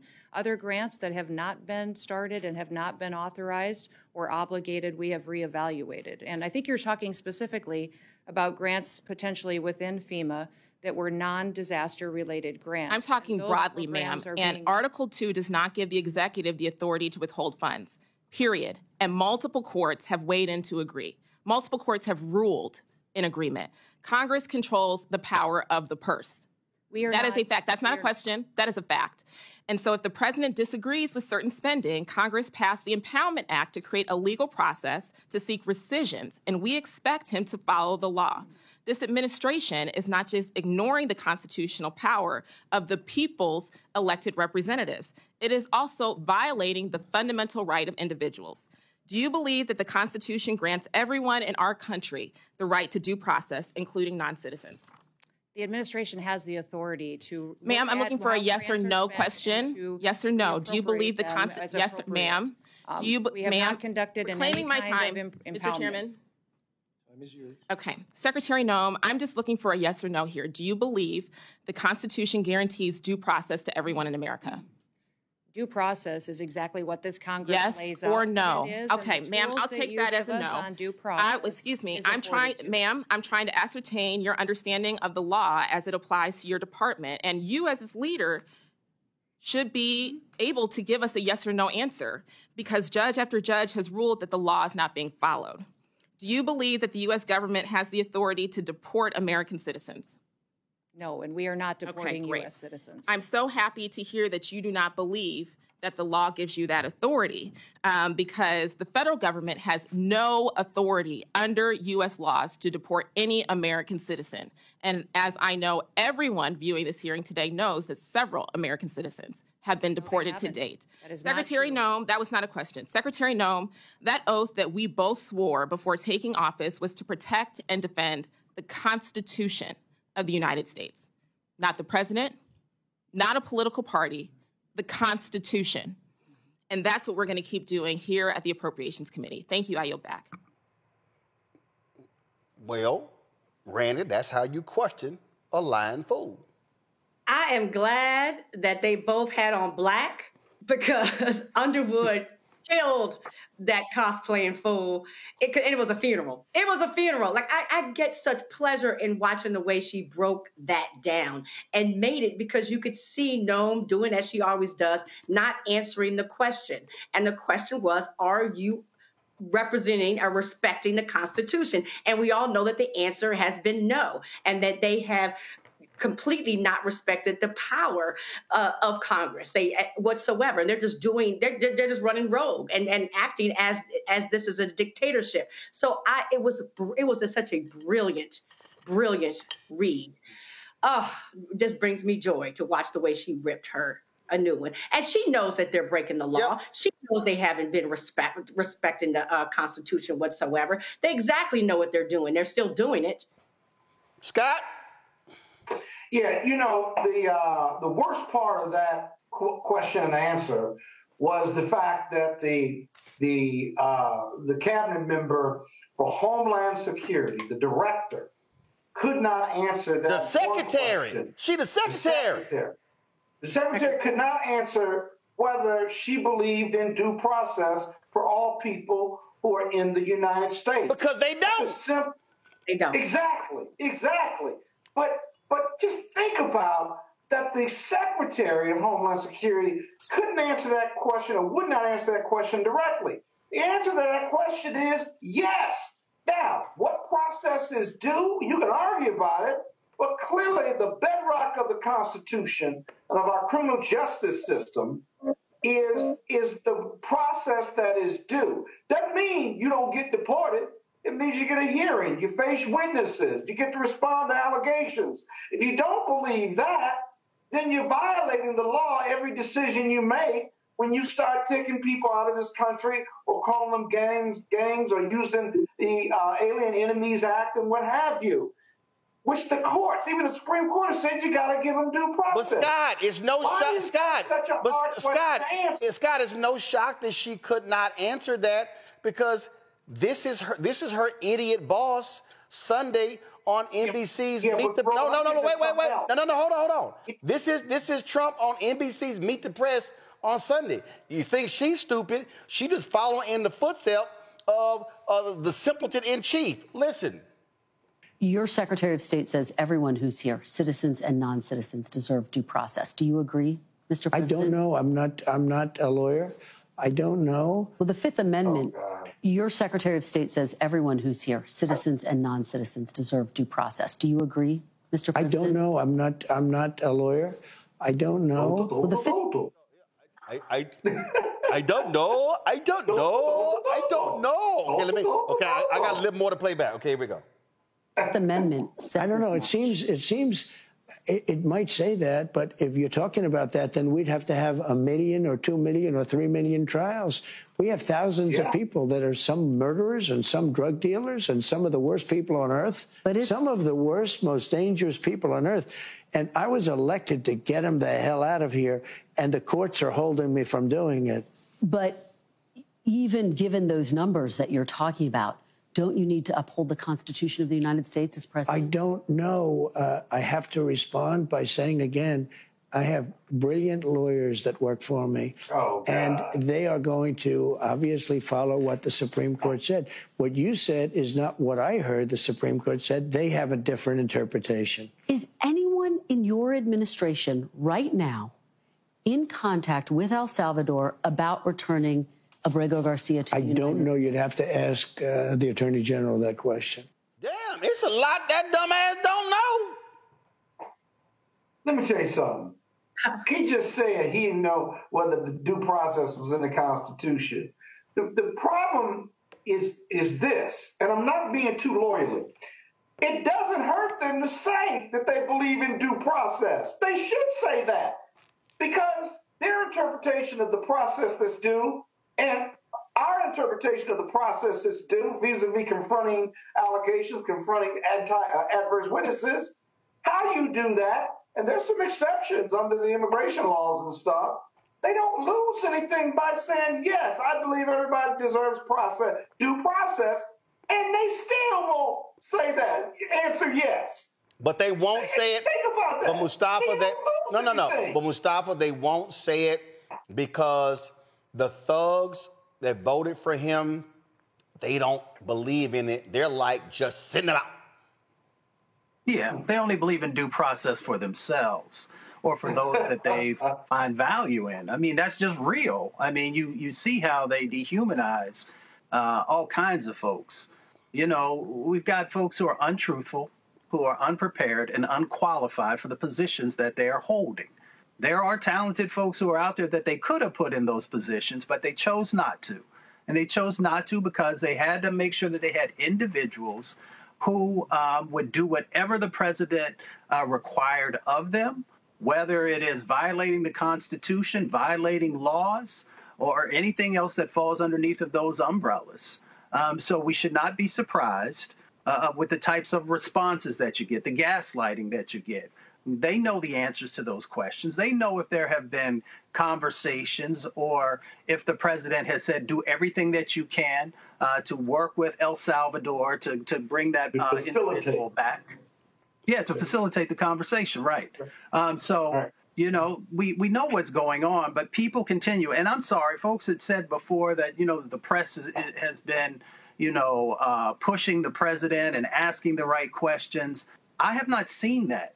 Because every time he has a set of talking points that he injects into no matter what the particular item is that he's going to talk about. He's going to talk about DEI. He's going to talk about, you know, folks not being qualified. He's going to talk about all these types of things. And I never hear anyone in the press say, well, what exactly does that mean? Where are the facts? Where are the examples? So we continue to allow. Or you never hear them say, that's a lie. Well, yeah, exactly. That's a lie. But that's a lie. You know, you want to hear what are those facts? What are those examples? Because then people can make an informed decision if they want to continue to support these types of actions. If you just say it's a lie, then they'll just say, well, that's just folks who are hating on him, instead of being able to actually break this stuff apart. And I think that that's the responsibility of real journalism, to ask those hard questions, no matter who it is. Doesn't matter if it's a Democrat or a Republican or an independent who happens to sit in these seats of supposed power. You're supposed to ask those tough questions when someone puts something out there.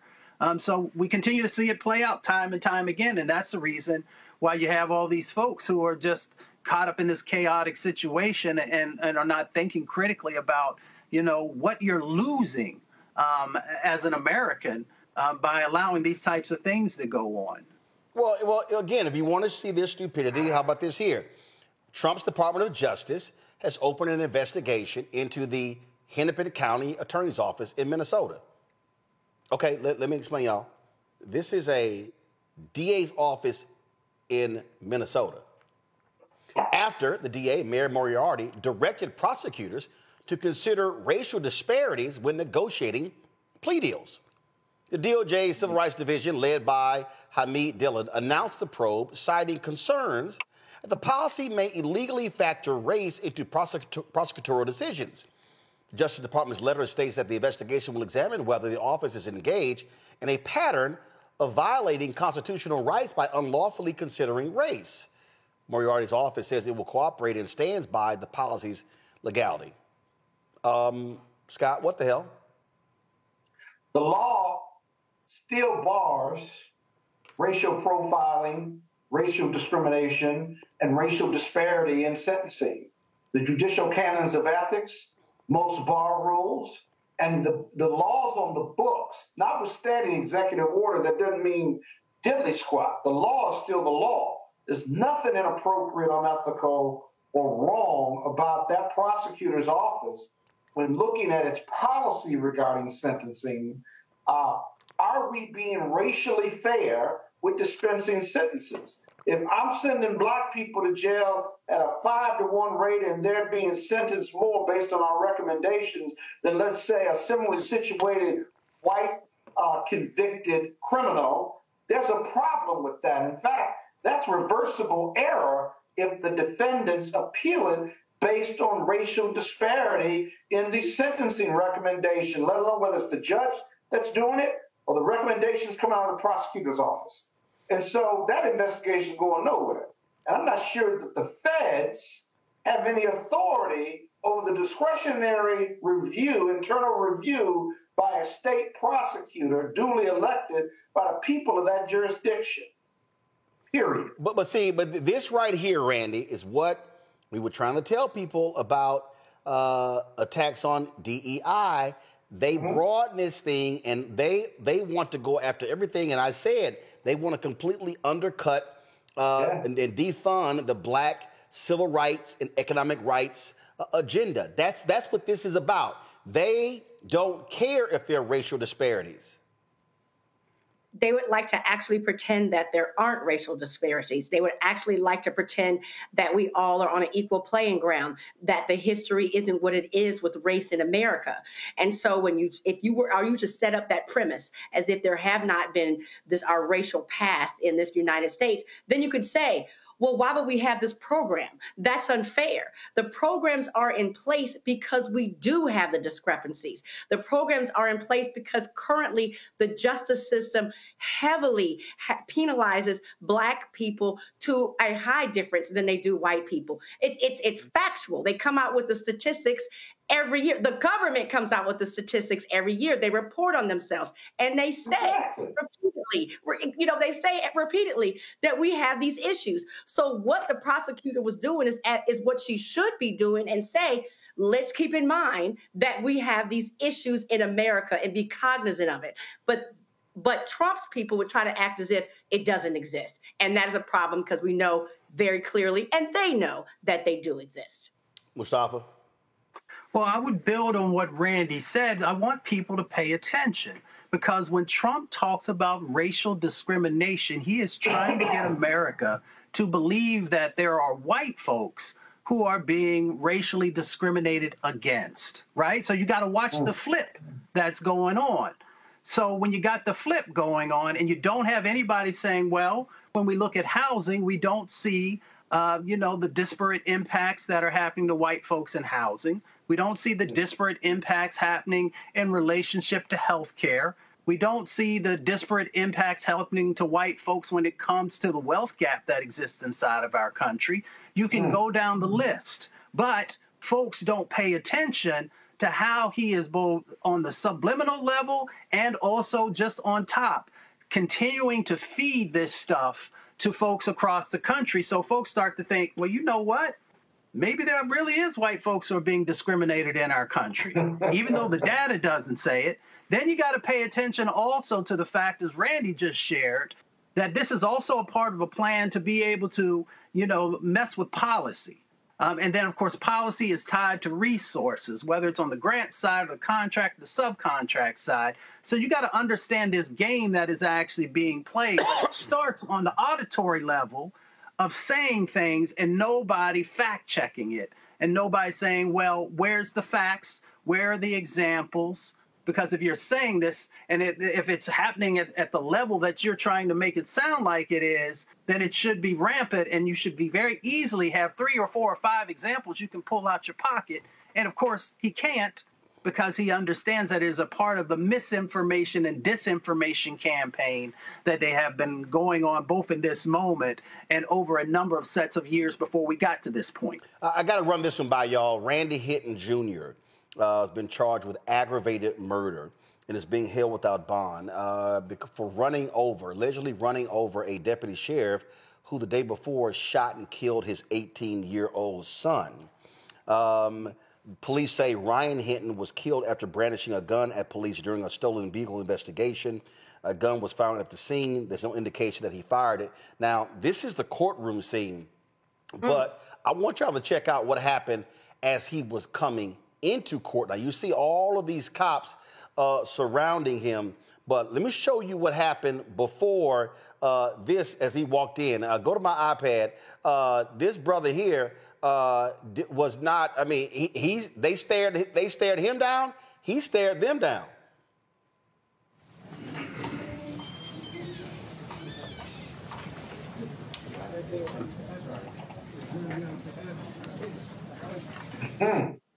He was. I mean, he didn't come to court with his head bowed. He literally, as he was walking into court, they were all standing out there. As a matter of fact, this looks like actually as he was, I think it was leaving court. You see, this is the courtroom there. And what I'm trying to understand, and again, here's what I'm trying to understand. And Scott, maybe you can help me from a lawyer standpoint. Why are all of these cops in the courtroom standing behind him? They're not on duty. Guys, roll the video y'all played earlier. And I know people are allowed into the courtroom, but this scene just looks weird to me that he's surrounded by all of these deputy sheriffs. I'm just curious. Yeah, it looks like it's a small courtroom. It's still a public proceeding, and given that one of their own was allegedly killed by this individual, they showed up. There's only one person behind him that's really was side to side and behind him, two people who were there for security, which is not unusual. The rest of them are there to show solidarity for the loss of one of their own, as a show of force, also sending a message to the judge and anyone looking, right, that we don't want this idea, we don't want this to go south in regard to whether he gets let out on bail or otherwise. So it's a form of intimidation of the judge, of the defense attorney, as well as the prosecutor, but they're free to be there. You can see at least one of them has a cross over their badge, which is a signal of having lost one of their own. Now, he's free to stare down who he wants to stare down. But that's all about intimidation and support. That's all that is. And that's what those organizations, police organizations, do. Vigilantism, if this is true, is never the answer. And he's going to get convicted if their evidence is sufficient. But at the same time, there's a lot wrong with the criminal justice system and how police officers operate. And you can understand the emotion of this parent who lost their child to gun violence of the police. And what happened Randy, on Friday, Hinton and the family had gathered at the lawyer's office to watch police footage of his son being shot to death by the police. And in a statement from the lawyer, Hinton was understandably distraught watching the police body cam footage, was unable to finish watching the video. In the meeting, there were Cincinnati Police Department folks in the meeting as well. And then when it was over, he left in his own vehicle and he went searching for that cop and found him directing traffic, and he mowed him down.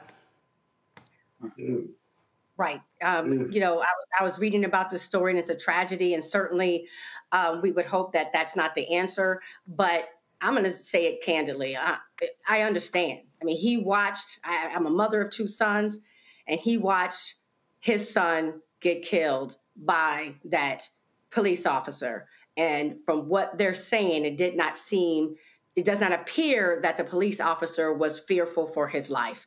They stopped these boys, you know, for a car theft or something, right? Something that is not legal, but certainly not something that a child needs to die over. So this man watched this cop kill his son. Again, I'm not saying it was right, but I understand. This was a comment from the Cincinnati Police Chief, Mustafa, said, we do not expect the officers to wait until they're fired upon in terms of returning fire. But, you know, listen, this is extremely emotional. It's sad that his son is dead, this cop is dead. It's sad all the way around. I mean, it is. We never want to see anyone's life being taken, shortened, those different types of things. You also have to understand that, well, you know, when a parent loses a child, there's mental distress that is a part of that. and sometimes you're not thinking clearly. Then, so, yeah, for me, I'm a man of faith. I'm definitely going to pray for folks. But at the same time, we've done so many stories on this show where police officers have taken the life of innocent individuals. So, we continue to try and make sure that there's real police reform. And we try and also make sure that, we're doing everything that we can to make sure that, folks are held accountable when they do that. So, we'll see how it all plays out in the courts. My father used to always say, don't ever let anybody see you lowering your head. Always keep your head up. I hope that is a message that folks receive to make sure they keep their head up. Folks, so tonight, a major update in the case that shocked Mississippi and the nation. Michael Corey Jenkins and Eddie Terrell Parker, two black men who were brutally tortured by a group of former cops known as the Goon Squad, have reached a $2.5 million settlement in their civil lawsuit against Rankin County Sheriff Brian Bailey. On January 24, 2023, 6 officers, 5 Rankin County deputies, and 1 Richland police officer raided a home in Braxton, Mississippi without a warrant. Jenkins and Parker were handcuffed, beaten, humiliated, subjected to racist abuse. Jenkins was shot in the jaw during a mock execution that went horribly wrong. All 6 officers have been convicted on both state and federal charges, serving a combined 132 years in prison. The original lawsuit sought $400 million. Under the settlement agreement, Rankin County will pay $500,000, while the county's insurance will cover the remaining $2 million. This is again, a huge case. We covered this case, had Malik Zulu Shabazz, the attorney, on as well. It marks the largest settlement in Mississippi's history for a police case involving excessive force or municipal liability. And again, we'll see what happens. Look, I wouldn't be surprised if Donald Trump pardons these cops on their federal charges, because that's what we are seeing more and more of. Final story, folks, some great news. The late Chuck Stone, a trailblazing journalist, he worked in black media. He was the editor of the Chicago Defender, columnist for the Philadelphia newspapers, former UNC Chapel Hill professor, honored with a special Pulitzer Prize, the highest national award in print journalism. He was recognized for his groundbreaking coverage of the civil rights movement and his role as the first of all, of course, that took place at black newspapers. I wish the Pulitzer Board had said that. In his role as the first black columnist at the Philadelphia Daily News, he also co-founded the National Association of Black Journalists, helping open doors for generations of black reporters. Stone was also a decorated Tuskegee Airman and a passionate educator who inspired countless students before dying in 2014 at the age of 89. The Special Pulitzer Prize celebrates his enduring legacy as a fearless voice for justice and a pioneer who changed American journalism forever. I, of course, being a member of NABJ, plus an Alpha brother, had an opportunity to know Chuck, loved him dearly, and this is awesome. But I do have a problem with this Pulitzer Prize. If you're going to name check the Philadelphia Daily News and him being the first black columnist, how do you not name check who he worked for covering the civil rights movement? The Chicago Defender should have been named in that Pulitzer announcement. I don't believe, so if you say you're honoring Chuck Stone's work covering the civil rights movement, who was he working for? But you honor him as the first columnist for the Philadelphia Daily News, but you don't mention the black paper. Yeah, Mustafa, I got a problem with that. Yeah, no, that's real. And we know that they play those games all the time. He exemplified black excellence. He opened doors. He mentored folks. I just send love and respect. And I hope that he rests in power. Randy? When you talked earlier in the show about ensuring that people are educated, we must ensure that they know about what's going on today, but we also must ensure that they know about heroes like this and all that they went through to get us where we are. And so we understand that we can't let it go backwards because we owe it to them and their fight and their struggle. He also was editor of the Afro-American. So the New York Age, the Afro-American, senior editor of the Philadelphia Daily News, editor-in-chief of the Chicago Defender. You know, I just, yeah, I got a problem with that. I got a problem with that because, you know, the black paper in Philadelphia is Philadelphia Tribune. The Philadelphia Daily News is not a black newspaper. And so even though the UNC website is wrong, they list the Philadelphia Daily News, but they say these newspapers were notable news sources created by the black community, not the Philadelphia Daily News, not to my knowledge. But I just, yeah, that rankles me. And the reason that's important, the reason, and the people who are watching and listening, I need them to understand that the reason this matters is because this happens a lot. What happens is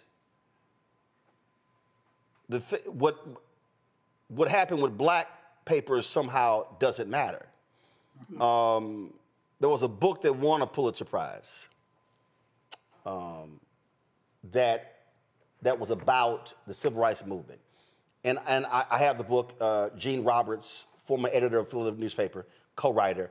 I give them credit because what they lay out the history that it was the black press that was covering the civil rights movement. But then when it became unsafe for them, that was a writer and a photographer for a black paper who was severely beaten in Little Rock.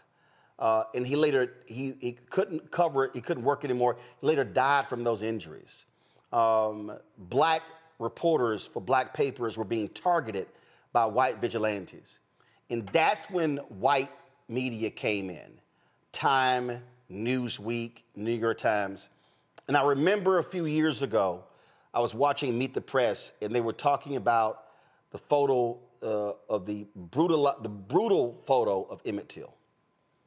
And on Meet the Press, Doris Kearns Goodwin, hailed as this major historian, she credited the New York Times for putting that on the front page.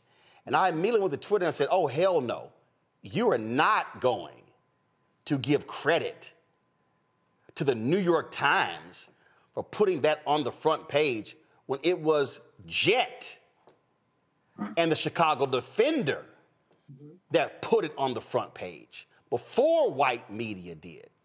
So, again, I appreciate that the Pulitzer Board recognizes the work of Chuck Stone, but you don't credit his reporting during the civil rights movement, but you don't say who he worked for. That, to me, is just as important or even more important than becoming the first black columnist for the Philadelphia Daily News. I mean, erasure happens in lots of different ways, right? Erasure of our leaders, erasure of the organizations, erasure of our leadership, erasure of how we have made this country better and stronger and wiser. So that's why we have to be vigilant when we see folks having these gaps and filling them with their history. And deleting our history, whether intentional or unintentional, they have to be checked because we now see how folks are literally trying to be, the erasure that's going on in this particular moment is very intentional.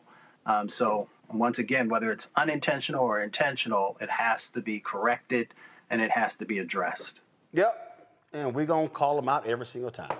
Scott had to go. Randy, thanks a bunch. Mustafa, thanks a bunch as well. I certainly appreciate it, folks. We're going to have the Crockett Chronicles for you tomorrow. There were 3 or 4 stories that we did not plan on talking about that we did, so that took up the time, so we'll have that tomorrow. Let me thank everybody for being on today's show. Great conversation. Folks, do me a favor. If you missed the show, be sure to share it. Share it with folks. And also, when we break apart our segments, share those as well. Go to our YouTube channel, go to Black Star Network app. You can all check it out. And if you want to support the work that we do, what matters is that the stories that we cover, critically important, other folk ain't talking about it. We do. And so when you support this show, then you are supporting great journalism, but not just this show, but also our Black Star Network. And so if you want to contribute via Cash App, use the Stripe QR code. It's it right here. This is the QR code. Kill the music. I got something to do. Stripe QR code right here to give to via Cash App. Also, for credit cards, check and money orders, make them payable to Roland Martin Unfiltered, P.O. Box 57196, Washington, D.C., 2003 7-0196. PayPal's R Martin Unfiltered, Venmo's RM Unfiltered, Zelle, Roland at RolandSMartin.com, Roland at RolandMartinUnfiltered.com. Be sure to download the Black Star Network app, Apple phone, Android phone, Apple TV, Android TV, Roku, Amazon Fire TV, Xbox One, Samsung Smart TV. Of course, if you want to get my book, White Fear, The Browning of America is Making White Folks Lose Their Minds, get it at bookstores nationwide, online as well. Get the audio version I read on Audible. Also, be sure to get our Roland Martin Unfiltered Black Star Network swag. Get our merchandise. We got T-shirts, hoodies, wall art, mugs, and more. And we'll soon have our new design for our FAFO 2025 shirt. I'll let you know when we have that ready. Also, don't blame me. I voted for the Black Woman shirt as well. Go to RolandMartin.creator-spring.com or go to BlackStarNetwork.com. QR code there as well. Also, support Fanbase. Download the app. If you want to invest, go to StartEngine.com/Fanbase. All right, folks. So remember, I was going over all of our HBCU gear. And I had listed Savannah State as one of the places that I didn't have their gear. But I did have, and actually I found it. That was a golf shirt. It was amongst all my golf shirts, and they sent me a hat. But Savannah State hit me up, and they sent a big old box of stuff. And so let me shout them out. First of all, this is a note that they sent. Hold on one second.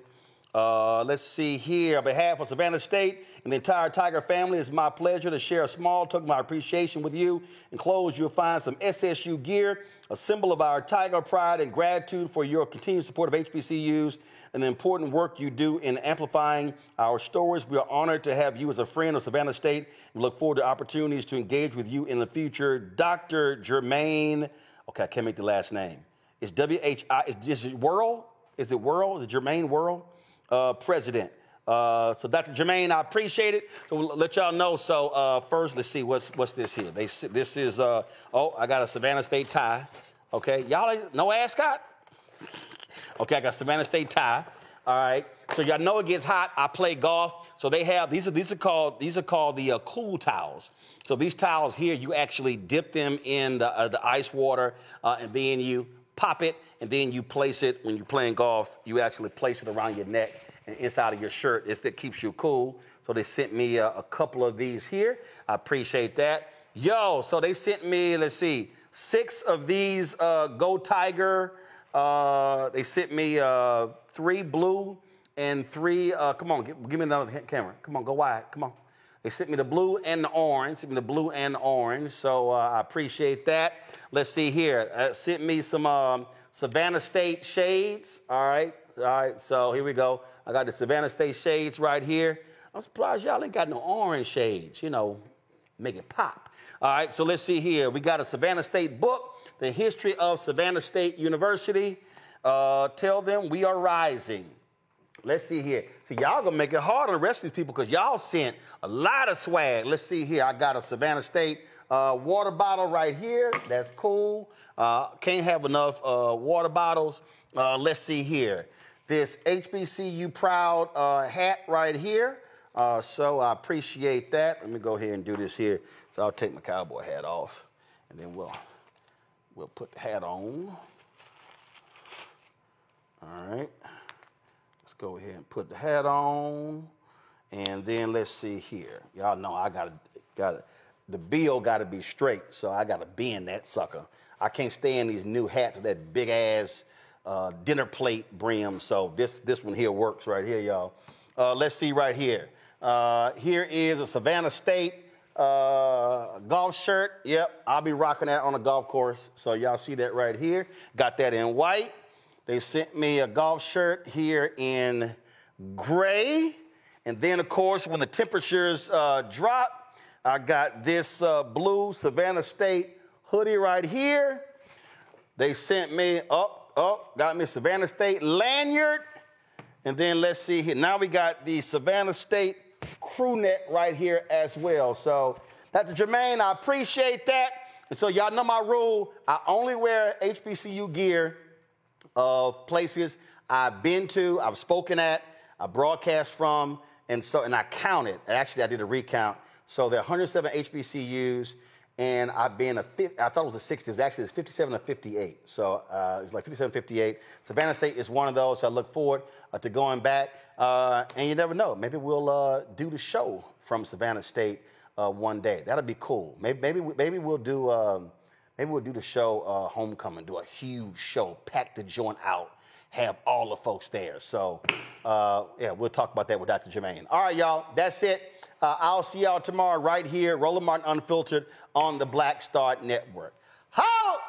Black Star Network is here. Oh, no punch! I'm real revolutionary right now. Thank you for being the voice of Black America. All momentum we have now, we have to keep this going. The video looks phenomenal. See, there's a difference between Black Star Network and black-owned media and something like CNN. You can't be black-owned media and be scared. It's time to be smart. Bring your eyeballs home. You dig?